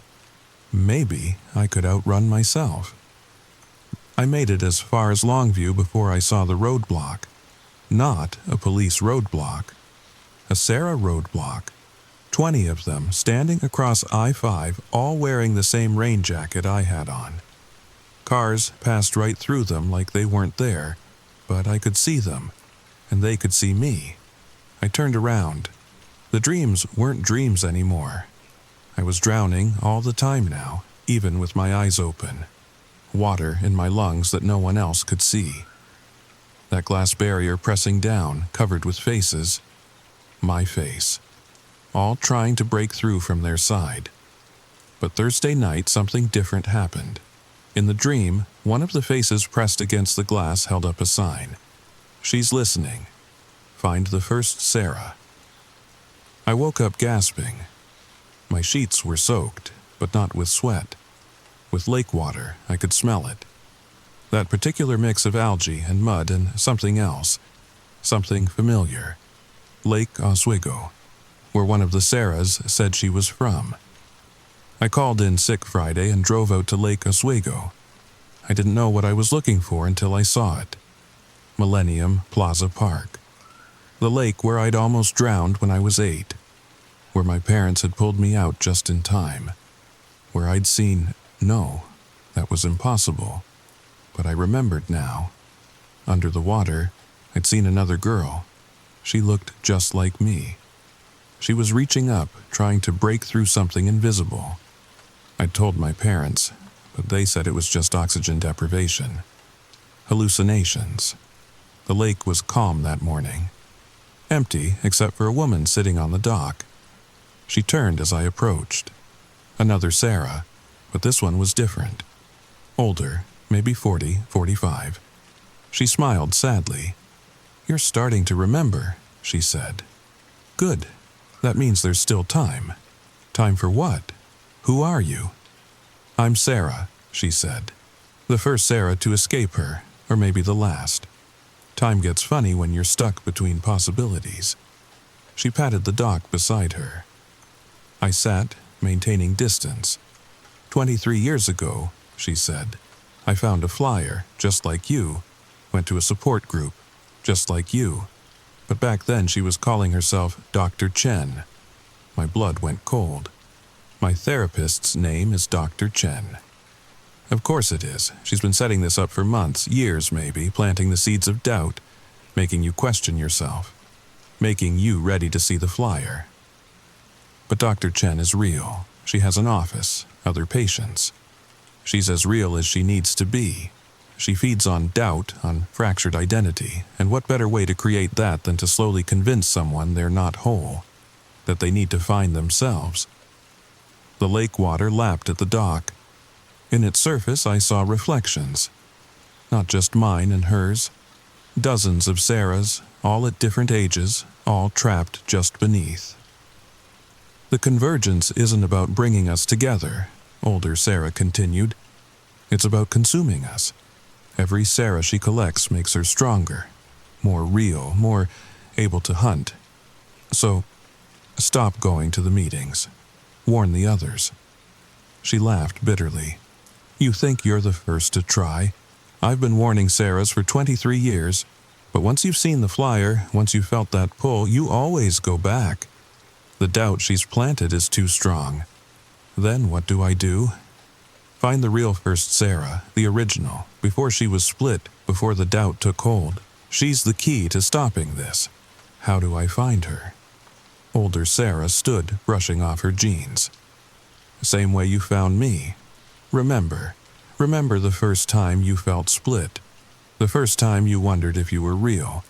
Before the therapy, before the dreams. Remember.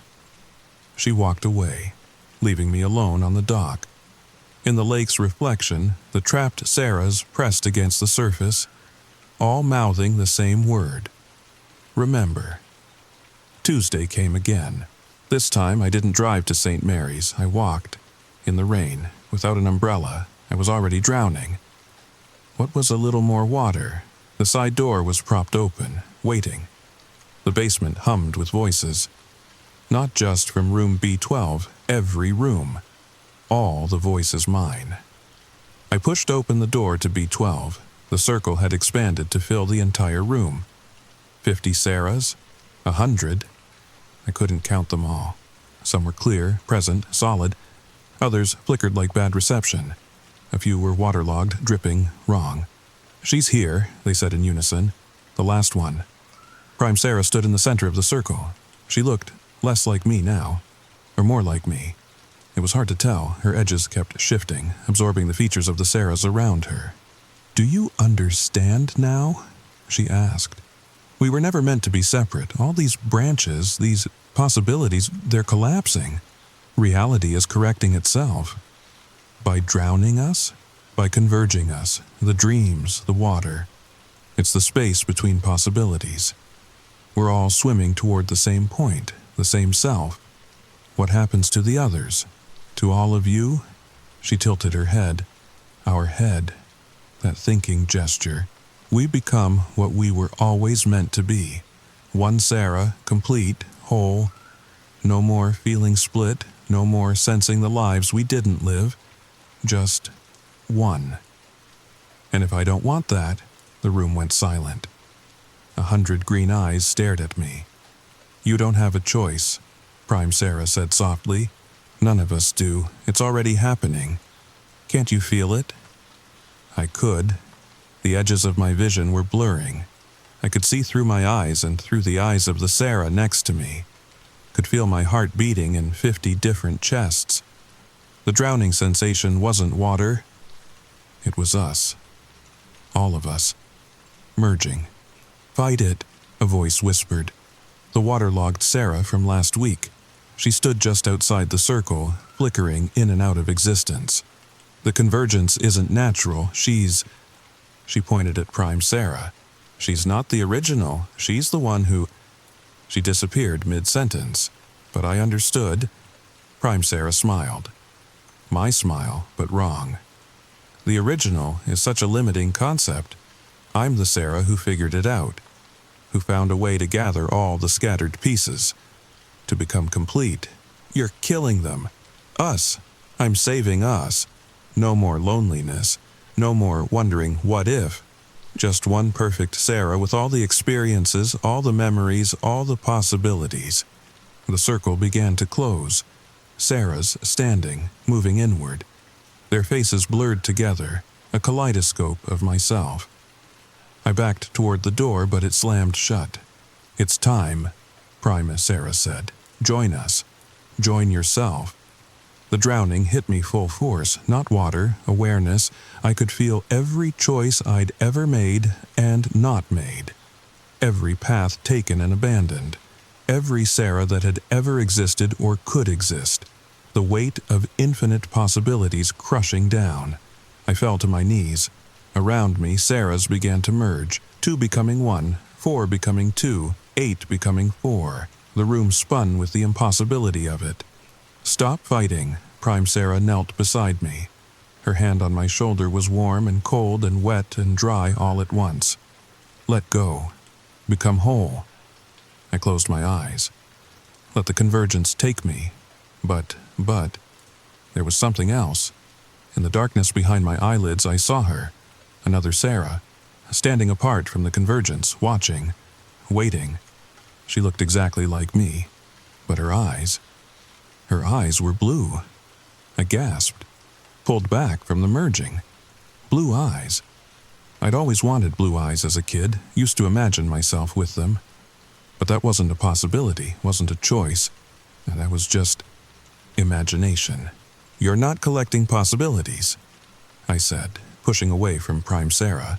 "You're collecting something else." The merging stopped. The room held its breath. Prime Sarah's face flickered. For just a moment I saw something else underneath. Not me. Never me. "Clever," she said, but it wasn't my voice anymore. "Too clever," the other Sarahs began to wake up, the merging, reversing. They looked around, confused, afraid, real. "What are you?" I asked the thing wearing my face.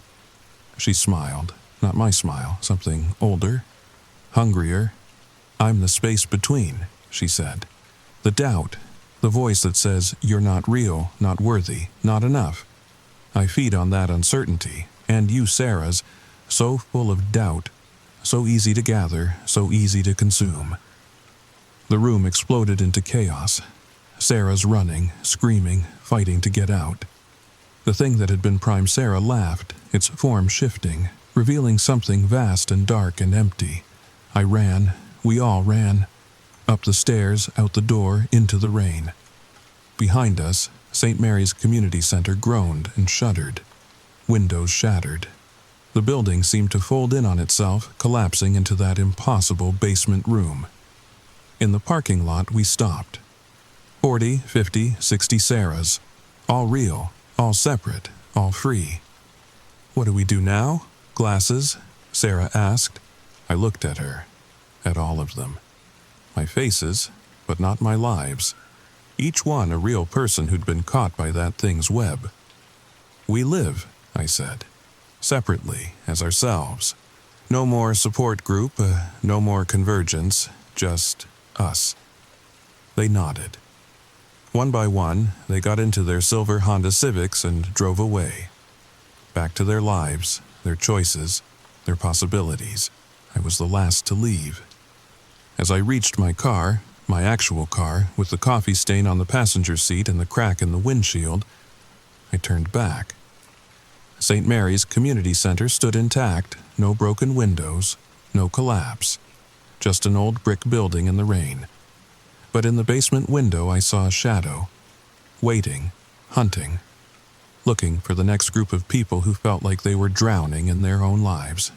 That was 6 months ago. I still work at Powell's, still live alone with Biscuit, still have the dreams sometimes. But now, I know the difference between possibility and predator, between doubt and danger, and sometimes, in the city I see another Sarah. We nod, we smile, we keep walking. We're not alone, but we're ourselves. And that thing in the basement? It's still there, still hunting. Still wearing faces that aren't quite right. So, if you see a flyer for a support group, for people who feel lost, split, uncertain, who feel like they're drowning in their own lives, keep walking. Some connections aren't meant to be made, some groups aren't meant to meet.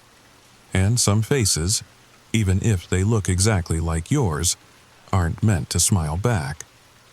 But here's the thing that keeps me up at night, the thing I didn't tell the other Sarahs, the thing I can barely admit to myself. I kept the flyer. It's in my desk drawer, still blank to everyone but me, still whispering promises of understanding, of connection, of becoming whole. Because even knowing what I know, even after everything, sometimes I still feel like I'm drowning. And sometimes I wonder if that thing in the basement was wrong, or if it was the only one who truly understood. The only one who knew what it felt like to be scattered. The only one who offered to make us whole. Last week I saw Dr. Chen again. Not my Dr. Chen, the real one. She was confused when I showed up for an appointment I hadn't scheduled. Concerned when I asked about identity issues and support groups. "Sarah," she said gently, "I've never recommended group therapy for you. And I certainly wouldn't send you to some basement meeting. Are you feeling all right?" I laughed, actually laughed, because what else could I do? She prescribed me something for anxiety. I didn't fill it. Pills can't fix what's broken when the break is in reality itself. But yesterday I found something, another notebook, hidden in my closet, behind boxes I'd never opened, filled with my handwriting. Page after page of the same sentence. The first Sarah is in the mirror, and at the very back, in handwriting that was mine but shaky, old. "Don't look too long." She looks back. I haven't looked in a mirror since. Can't bring myself to, because I know that when I do, I'll see her. The original, the one who started all this when she first doubted herself. When she first wondered if she was real.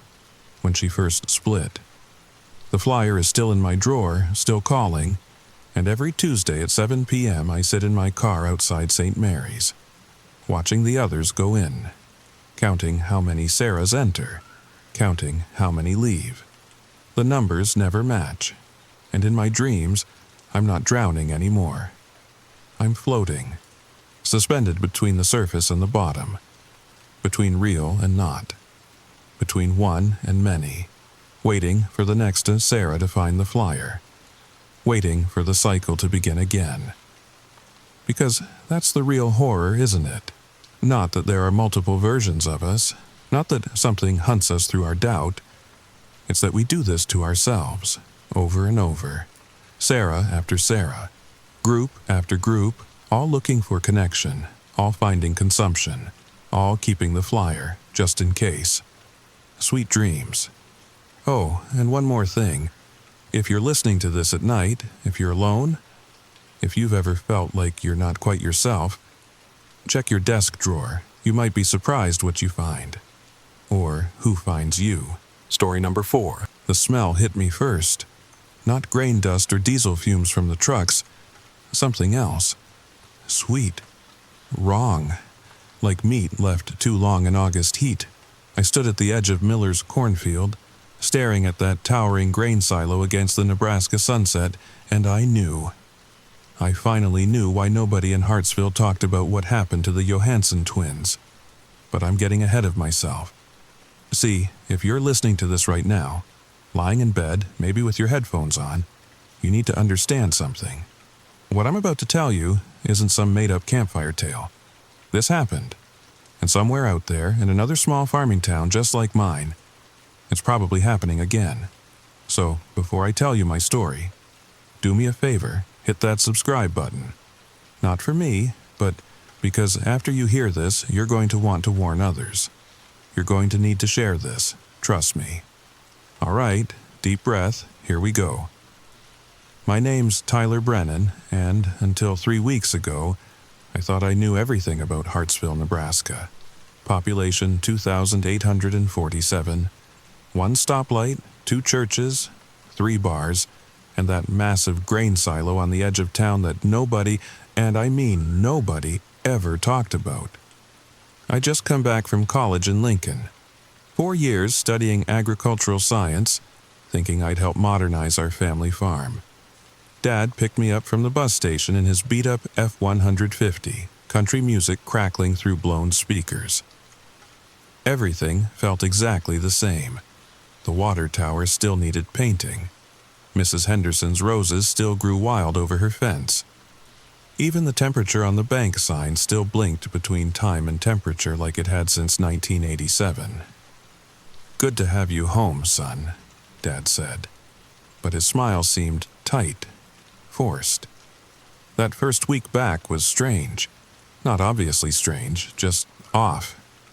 Like when you know a storm's coming hours before the clouds roll in. People would start conversations, then trail off mid-sentence. Groups would scatter when I walked into Donnie's diner. And everyone kept glancing toward the grain silo. It stood there like it always had.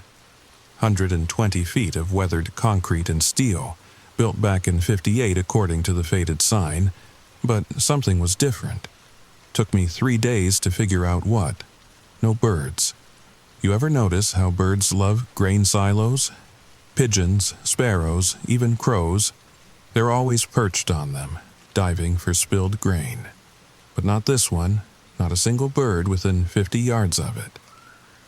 I asked Dad about it over dinner, just casual-like, while Mom served her famous pot roast. Hey, why doesn't anyone use the old silo anymore? The sound of forks hitting plates was deafening. Mom's hand shook as she poured gravy. Dad stared at his food like it held the secrets of the universe. My younger sister Emma usually couldn't shut up about her high school drama, suddenly found her green beans fascinating.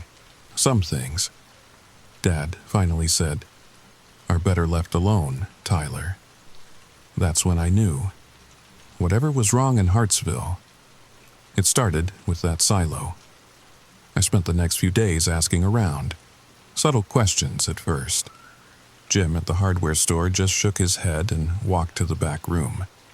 Sarah at the post office pretended she didn't hear me. Even my best friend from high school, Marcus, just laughed nervously and changed the subject. But I kept pushing. And finally, someone talked. It was old Pete, 92 years old, half-blind, and usually drunk by noon. I found him on his porch, bourbon in hand, staring at nothing. "You really want to know about the silo, college boy?" I nodded. He took a long swig. "Built in 58, like the sign says. Worked fine for, 20 years. Then in 78 something changed." "Changed how?" His milky eyes found mine. Grain started disappearing. Not stolen, just gone. 100 tons here, 50 tons there. Silos don't just leak grain, boy. It goes somewhere. So they stopped using it. They tried to fix it. Brought in engineers, inspectors. Found nothing wrong. He leaned forward, bourbon breath hot on my face. Then the Holbrook girl went missing. My blood chilled. Missing? Little Amy Holbrook, 8 years old, playing hide-and-seek with her cousins. They found her shoe. He pointed a trembling finger toward the silo. Right at the base, never found nothing else. But that could have been, then, the Carver boy in 82, the Martinez kid in 89, the Johansson twins in 07. His voice dropped to a whisper. Always children. Always near the silo. Always gone. I wanted to laugh, to dismiss it as a small-town superstition, but the fear in his eyes was real. "Pete, what do you think happened to them?" He drained his glass. "You ever hear grain settle at night, boy? Make sounds. Creaking, shifting. But sometimes if you listen real close and you can hear something else in there, something big. Something that ain't got no business being in no grain silo." That night I couldn't sleep. Pete's words echoed in my head. I lay there, staring at the ceiling, trying to rationalize everything. Kids go missing sometimes. It's tragic, but it happens. And grain silos make noise, that's physics. Thermal expansion. Settling, nothing supernatural about it. But at 2 a.m. I gave up and got dressed. The town was dead quiet, no cars. No lights, except the street lamps buzzing with moths. I walked down Main Street, past the darkened shops, toward the edge of town where the silo waited. It looked different at night. Bigger, somehow. The moon was full, casting long shadows across Miller's cornfield. The silo stood like a monument to... what? Progress? Or something else? I stopped about 30 feet away, close enough to see details, but far enough to run if I needed to. God, why was I even thinking that? The structure was solid concrete, with a steel access door at the base and another higher up for maintenance. Ladder rungs were built into the side. Everything looked normal. Abandoned, sure, but normal. Then I heard it. A sound from inside, not grain settling, not metal creaking. Something else. Like breathing, but too big, too deep, like something massive filling its lungs. I took a step back, then another. The breathing stopped, and then, I swear to God, something moved inside.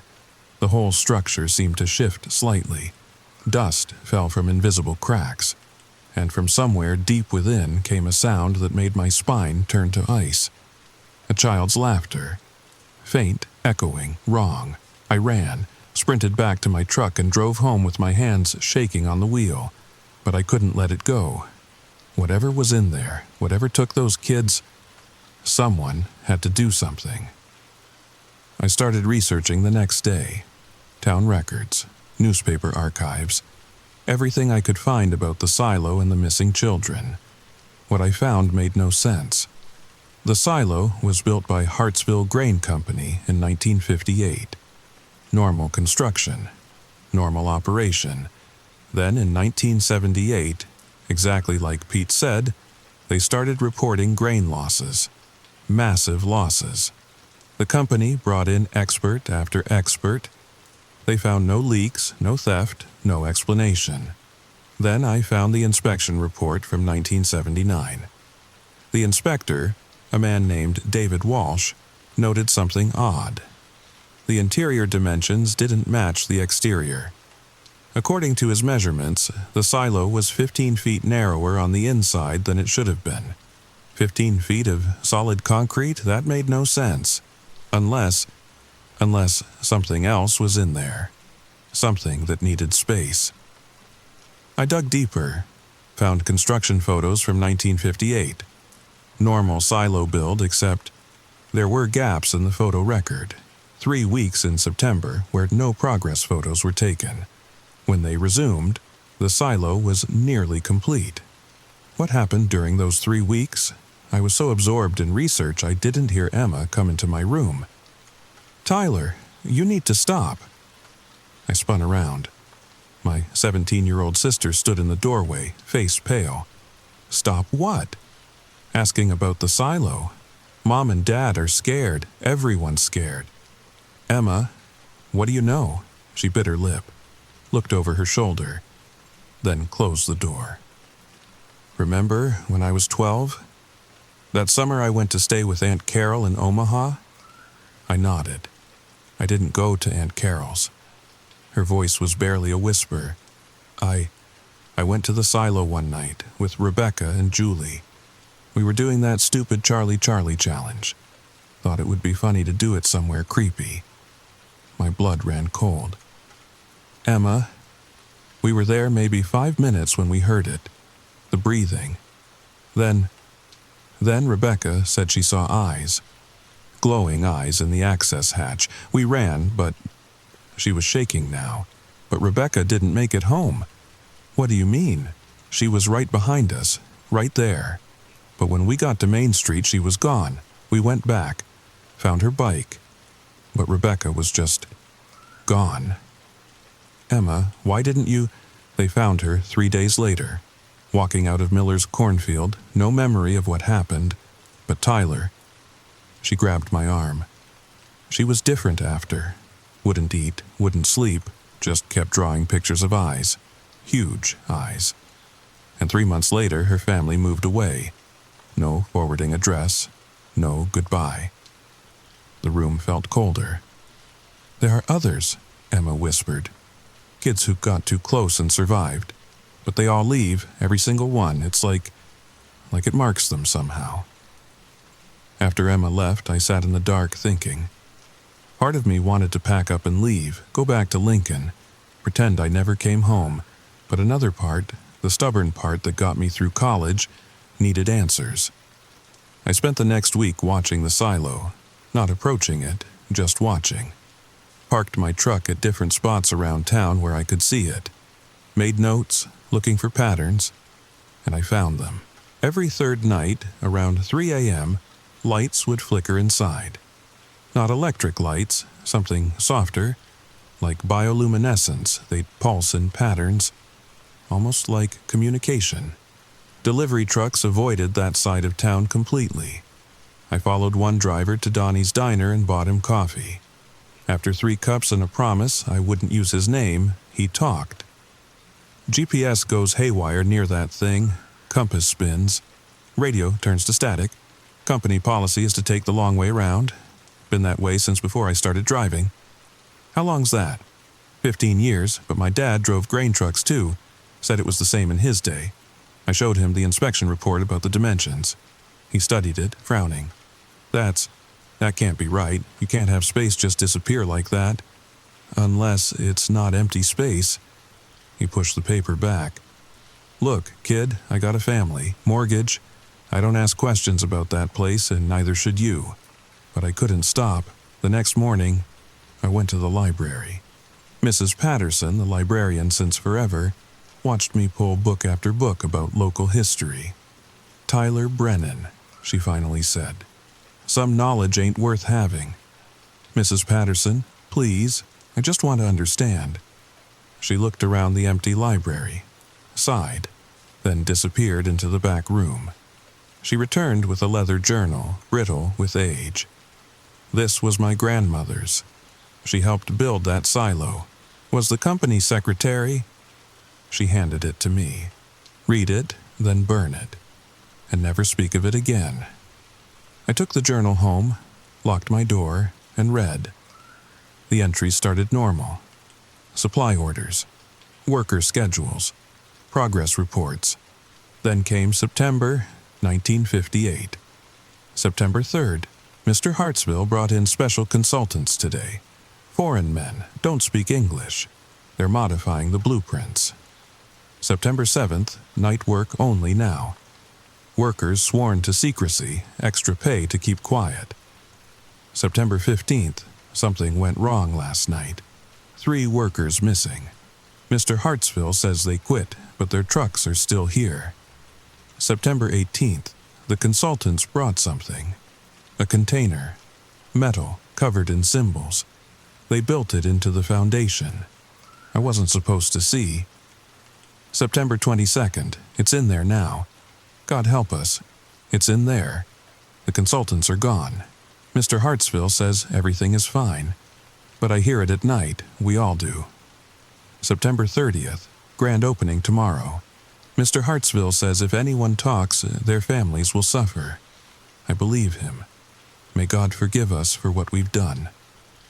The entries stopped there. I sat back, mind reeling. They built something into the silo. Deliberately. But what? And why? That night, I made a decision. Maybe stupid, definitely dangerous. But I had to know. I gathered supplies. Flashlight, rope, camera, knife, though I didn't know what good it would do. At 2 a.m., I drove to the silo. The access door was padlocked, but the lock was old, rusted. 5 minutes with a crowbar and it snapped. The door swung open on silent hinges. The smell hit me immediately. That same sweet rot stench from before, but stronger. I clicked on my flashlight and stepped inside. The beam cut through darkness, revealing nothing. Empty space. Concrete walls curving up into blackness, but the dimensions were wrong. Just like the report said. The space was too small. I played my light along the walls. Smooth concrete except there, about 10 feet up. Symbols carved deep. The same kind mentioned in the journal? I pulled out my camera, started taking pictures. The flash lit up the space in stark bursts. That's when I saw them. Scratches, hundreds of them. Names carved desperately into the concrete. Help me, Mommy, it hurts, and among them, Amy H., 1978. My hands shook. These were... The breathing started, deep, rhythmic, coming from the walls themselves. I backed toward the door, the breathing got louder, and then the walls moved, bulged outward like something massive pressing against them from inside. From somewhere above came that child's laughter again. But now I could hear what it really was. Not laughter, crying, dozens of children crying in unison. I ran for the door. It slammed shut. The padlock was broken. The door should have opened, but it didn't budge. I threw my shoulder against it. Nothing. The breathing was deafening now. The walls pulsed with each inhale. And from the darkness above, something descended. Not quickly, slowly, deliberately, like it was savoring the moment. I pressed against the door, flashlight beam dancing wildly. The thing came into view and my mind simply refused. Couldn't process what I was seeing. Eyes, dozens of them, but not arranged on any face, just clustered, watching, and behind them something that might have been flesh but moved like liquid. A voice spoke, not from any mouth, from everywhere. From inside my own head, finally, another. The thing descended further and I saw, God, I saw too much. The eyes weren't eyes. They were faces, children's faces, absorbed into something that pulsed and writhed like living tissue. Amy Holbrook's face was there, twisted, screaming silently. The Johansson twins. others I didn't recognize. So hungry. The voice was many voices, child voices, speaking in horrible unison. So long since feeding. I pressed harder against the door, praying, begging. The metal was ice cold despite the summer heat. The thing reached what might have been an appendage toward me. It moved wrong. Joints in places that shouldn't have joints. As it got closer, I felt pulling, like something inside me was being drawn out. Join us, Tyler. How did it know my name? We know all who live here, waiting, watching from inside. The appendage touched the wall next to my head. Where it made contact, the concrete dissolved, not melted, dissolved, like it was being digested. That's when I understood.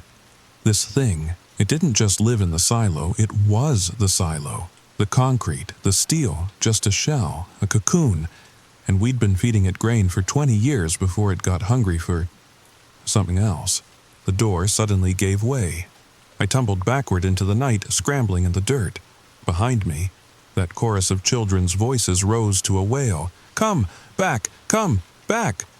I ran, drove home, packed everything I could fit in my truck. Mom cried. Dad just nodded like he understood. Emma hugged me and whispered, "Don't come back." But before I left, I had to do one thing. I drove to the newspaper office, broke in, used their computer to upload everything, the photos, the journal entries, all of it. Posted it everywhere I could think of, news sites, social media, forums, anywhere people might see. By morning, I was 3 states away, but I kept checking online, watching, waiting. The posts disappeared, every single one, wiped clean like they never existed. But not before some people saw. Downloaded, shared. The truth was out there now, spreading like wildfire in dark corners of the internet. Hartsville's population started dropping, families leaving in the night. By winter, the town was half empty.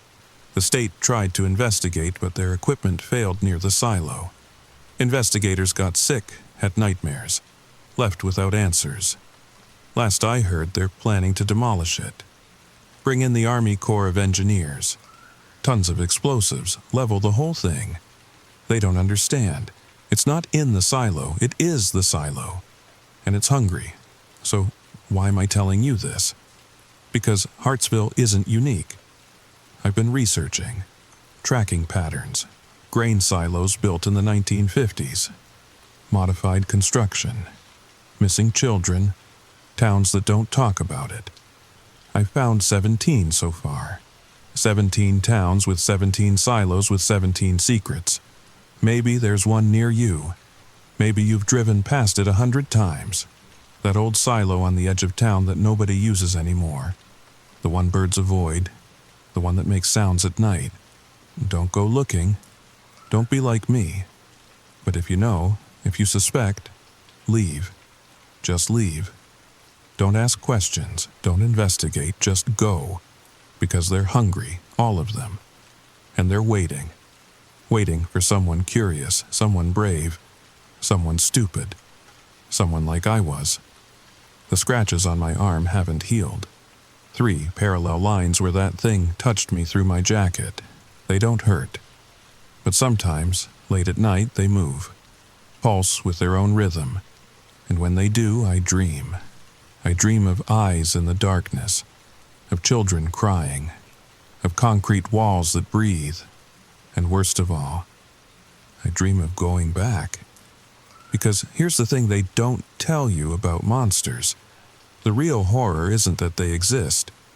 It's that once they touch you, part of you wants to return, needs to return. That's why all those families moved away. It's why I keep driving. 3 states, 5 states, 8 states. Doesn't matter. I can still feel it calling. So, please, if you're listening to this in bed right now, if you're thinking about that old structure in your town, that abandoned building, that place nobody talks about, don't just hit subscribe. Share this story, warn others. Because somewhere out there, in the heartland of America, in small towns with 1 stoplight and 2 churches, something big lives in the grain silos, and it's spreading, Sweet dreams. Oh, one more thing. If you're from Hartsville, if you recognize the names, the places, I'm sorry. I'm so sorry for what's coming, because last night, the scratches on my arm spelled out a message. Time to come home. And God help me. I think I'm going to listen. Wait, before you go, before you close this video thinking it's just another story, I need to tell you what happened yesterday. Why I'm really uploading this now. Why time is running out. I've been on the road for 3 weeks since leaving Hartsville, staying in motels, paying cash, different name each time. But yesterday, I woke up in my car parked outside a grain elevator in Kansas. Don't remember driving there. Don't remember stopping. My GPS history was wiped clean, the scratches on my arm. They'd grown. What started as 3 lines now sprawled up to my elbow, looking like a map. Roads and intersections spelled out in raised flesh, and at the center, a perfect circle, a silo. I recognized the intersection, County Road 47 and Highway 12, right outside Millfield, Iowa. I'd driven through Millfield once. Cute town, white picket fences, American flags on every porch, and a grain silo on the north end that looked exactly like Hartsville's. Same era, same construction, same dead zone where birds wouldn't fly. I tried to ignore it, threw out my phone, bought a new one, kept driving. But that night, I had the dream again. Except this time, I wasn't in Hartsville's silo. I was in all of them, 17 silos, 17 sets of eyes. But they weren't separate creatures. They were connected, like organs in some massive body stretched across the Midwest. And in the dream, I could feel them breathing together, synchronized, waiting. And I saw the children, not absorbed into the walls like in Hartsville. These were different. Walking around their towns, going to school, playing in parks, normal kids living normal lives. Except they all had the same scratches, hidden under sleeves and jackets, pulsing with that same wrong rhythm. And their eyes. When they looked at each other, there was recognition, understanding, like they were all part of something bigger. I woke up screaming. The motel manager was pounding on my door, threatening to call the cops. I grabbed my stuff and ran, but in the parking lot I saw her, a little girl, maybe 7 years old, standing by the ice machine at 4 a.m. She rolled up her sleeve, showing me 3 parallel scratches. "He says you're ready," she whispered. "He says it's time to come home. All of us. To all of them." She walked away, and I saw others, stepping out of rooms, out of cars, all ages, all with those same marks, moving in the same direction, north, toward Millfield. I should have run the other way, should have driven south until I hit Ocean, but the scratches burned, and my hands turned the wheel north without my permission. The convoy grew as we drove, cars joining from every side road, license plates from all over, Iowa, Nebraska, Kansas, Missouri. Dozens of us, then hundreds, all silent, all marked, all going home. We reached Millfield at sunrise.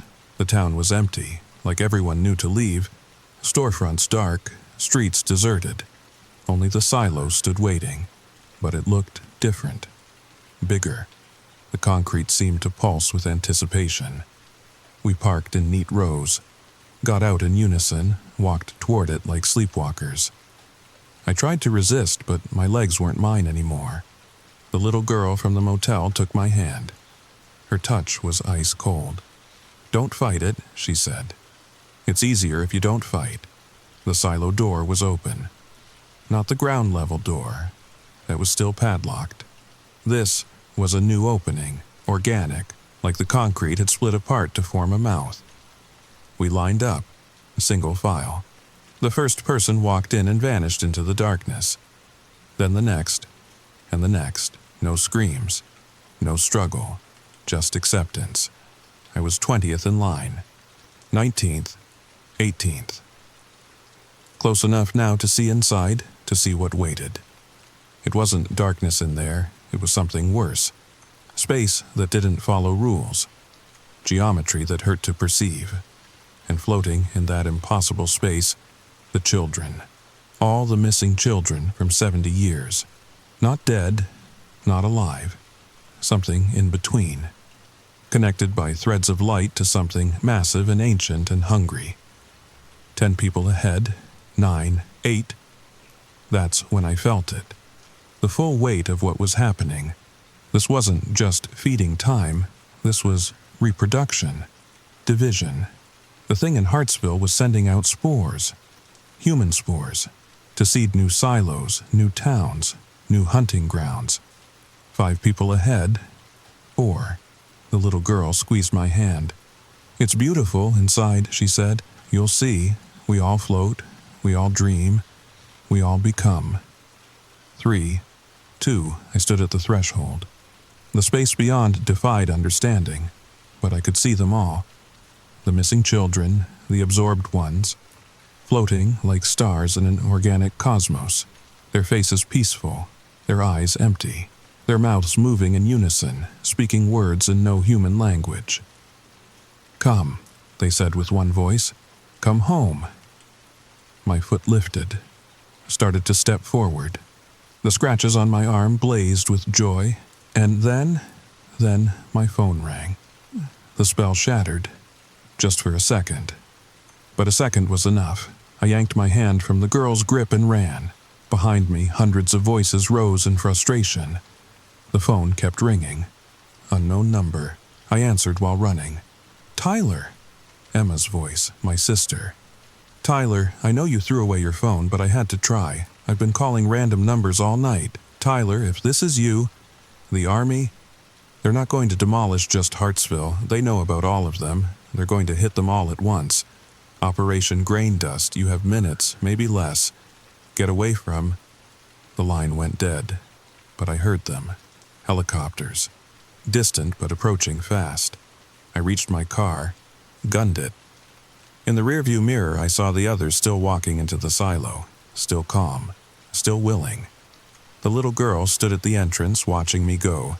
She waved goodbye. The first missile hit when I was 2 miles out. The explosion was wrong. Not fire and debris, something else. Like reality tearing, the silo didn't explode, it imploded, folded in on itself. And for just a moment, I saw what was really inside. God help us all. It wasn't 17 creatures in 17 silos. It was one creature. One impossible thing stretched across states. Using the silos like breathing tubes, like fingers pushed up through the earth. And we just cut off 17 fingers. The thing screamed, not with sound, with something deeper. The ground cracked, the sky flickered, every car alarm for 50 miles went off at once, and in that scream I heard pain, rage, and worst of all, promise. The scratches on my arm are words now, clear as day, burned into my skin. You cannot kill what does not live. You cannot stop what has already spread. We are in the grain. We are in the soil. We are in you. So that's why I'm uploading this now, right now, before they find me, before the scratches spread further, before I become like the others. Because the Army thinks they won. 17 silos destroyed. Threat eliminated. But they're wrong. Those weren't the only ones.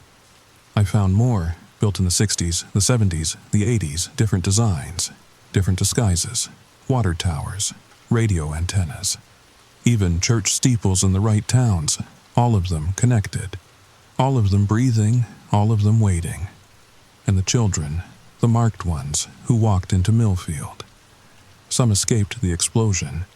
They're out there now, walking, driving, flying, spreading to new towns, new structures, new hunting grounds. The scratches have reached my shoulder now. By tomorrow they'll reach my neck, then my face. Then I'll stop running, stop fighting, and I'll find the nearest structure that fits the pattern, and I'll walk inside, and I'll become another voice in the chorus. Unless you stop me. Stop us. Stop it. Look for the signs. Structures that birds avoid. Places where electronics fail. Towns with too many missing children and not enough questions. Document everything, share everything. Make so much noise they can't silence you all, because it's not over, it's just beginning. And somewhere out there, maybe in your town, maybe in mine, something big is waiting to be born. The scratches are moving again, forming new words. I have to go, have to drive, have to... No, I won't look. Won't read what they're spelling now. Won't. Upload complete. Come home now. If you're still listening, still watching, remember this. Remember all of it. Share it, save it, before they delete this too. And if you see me, if you see any of us, the ones with scratches, the ones who walk toward empty places, don't follow, don't help, just run. Run, and never stop running. Because we're not ourselves anymore. We're something else, something hungry,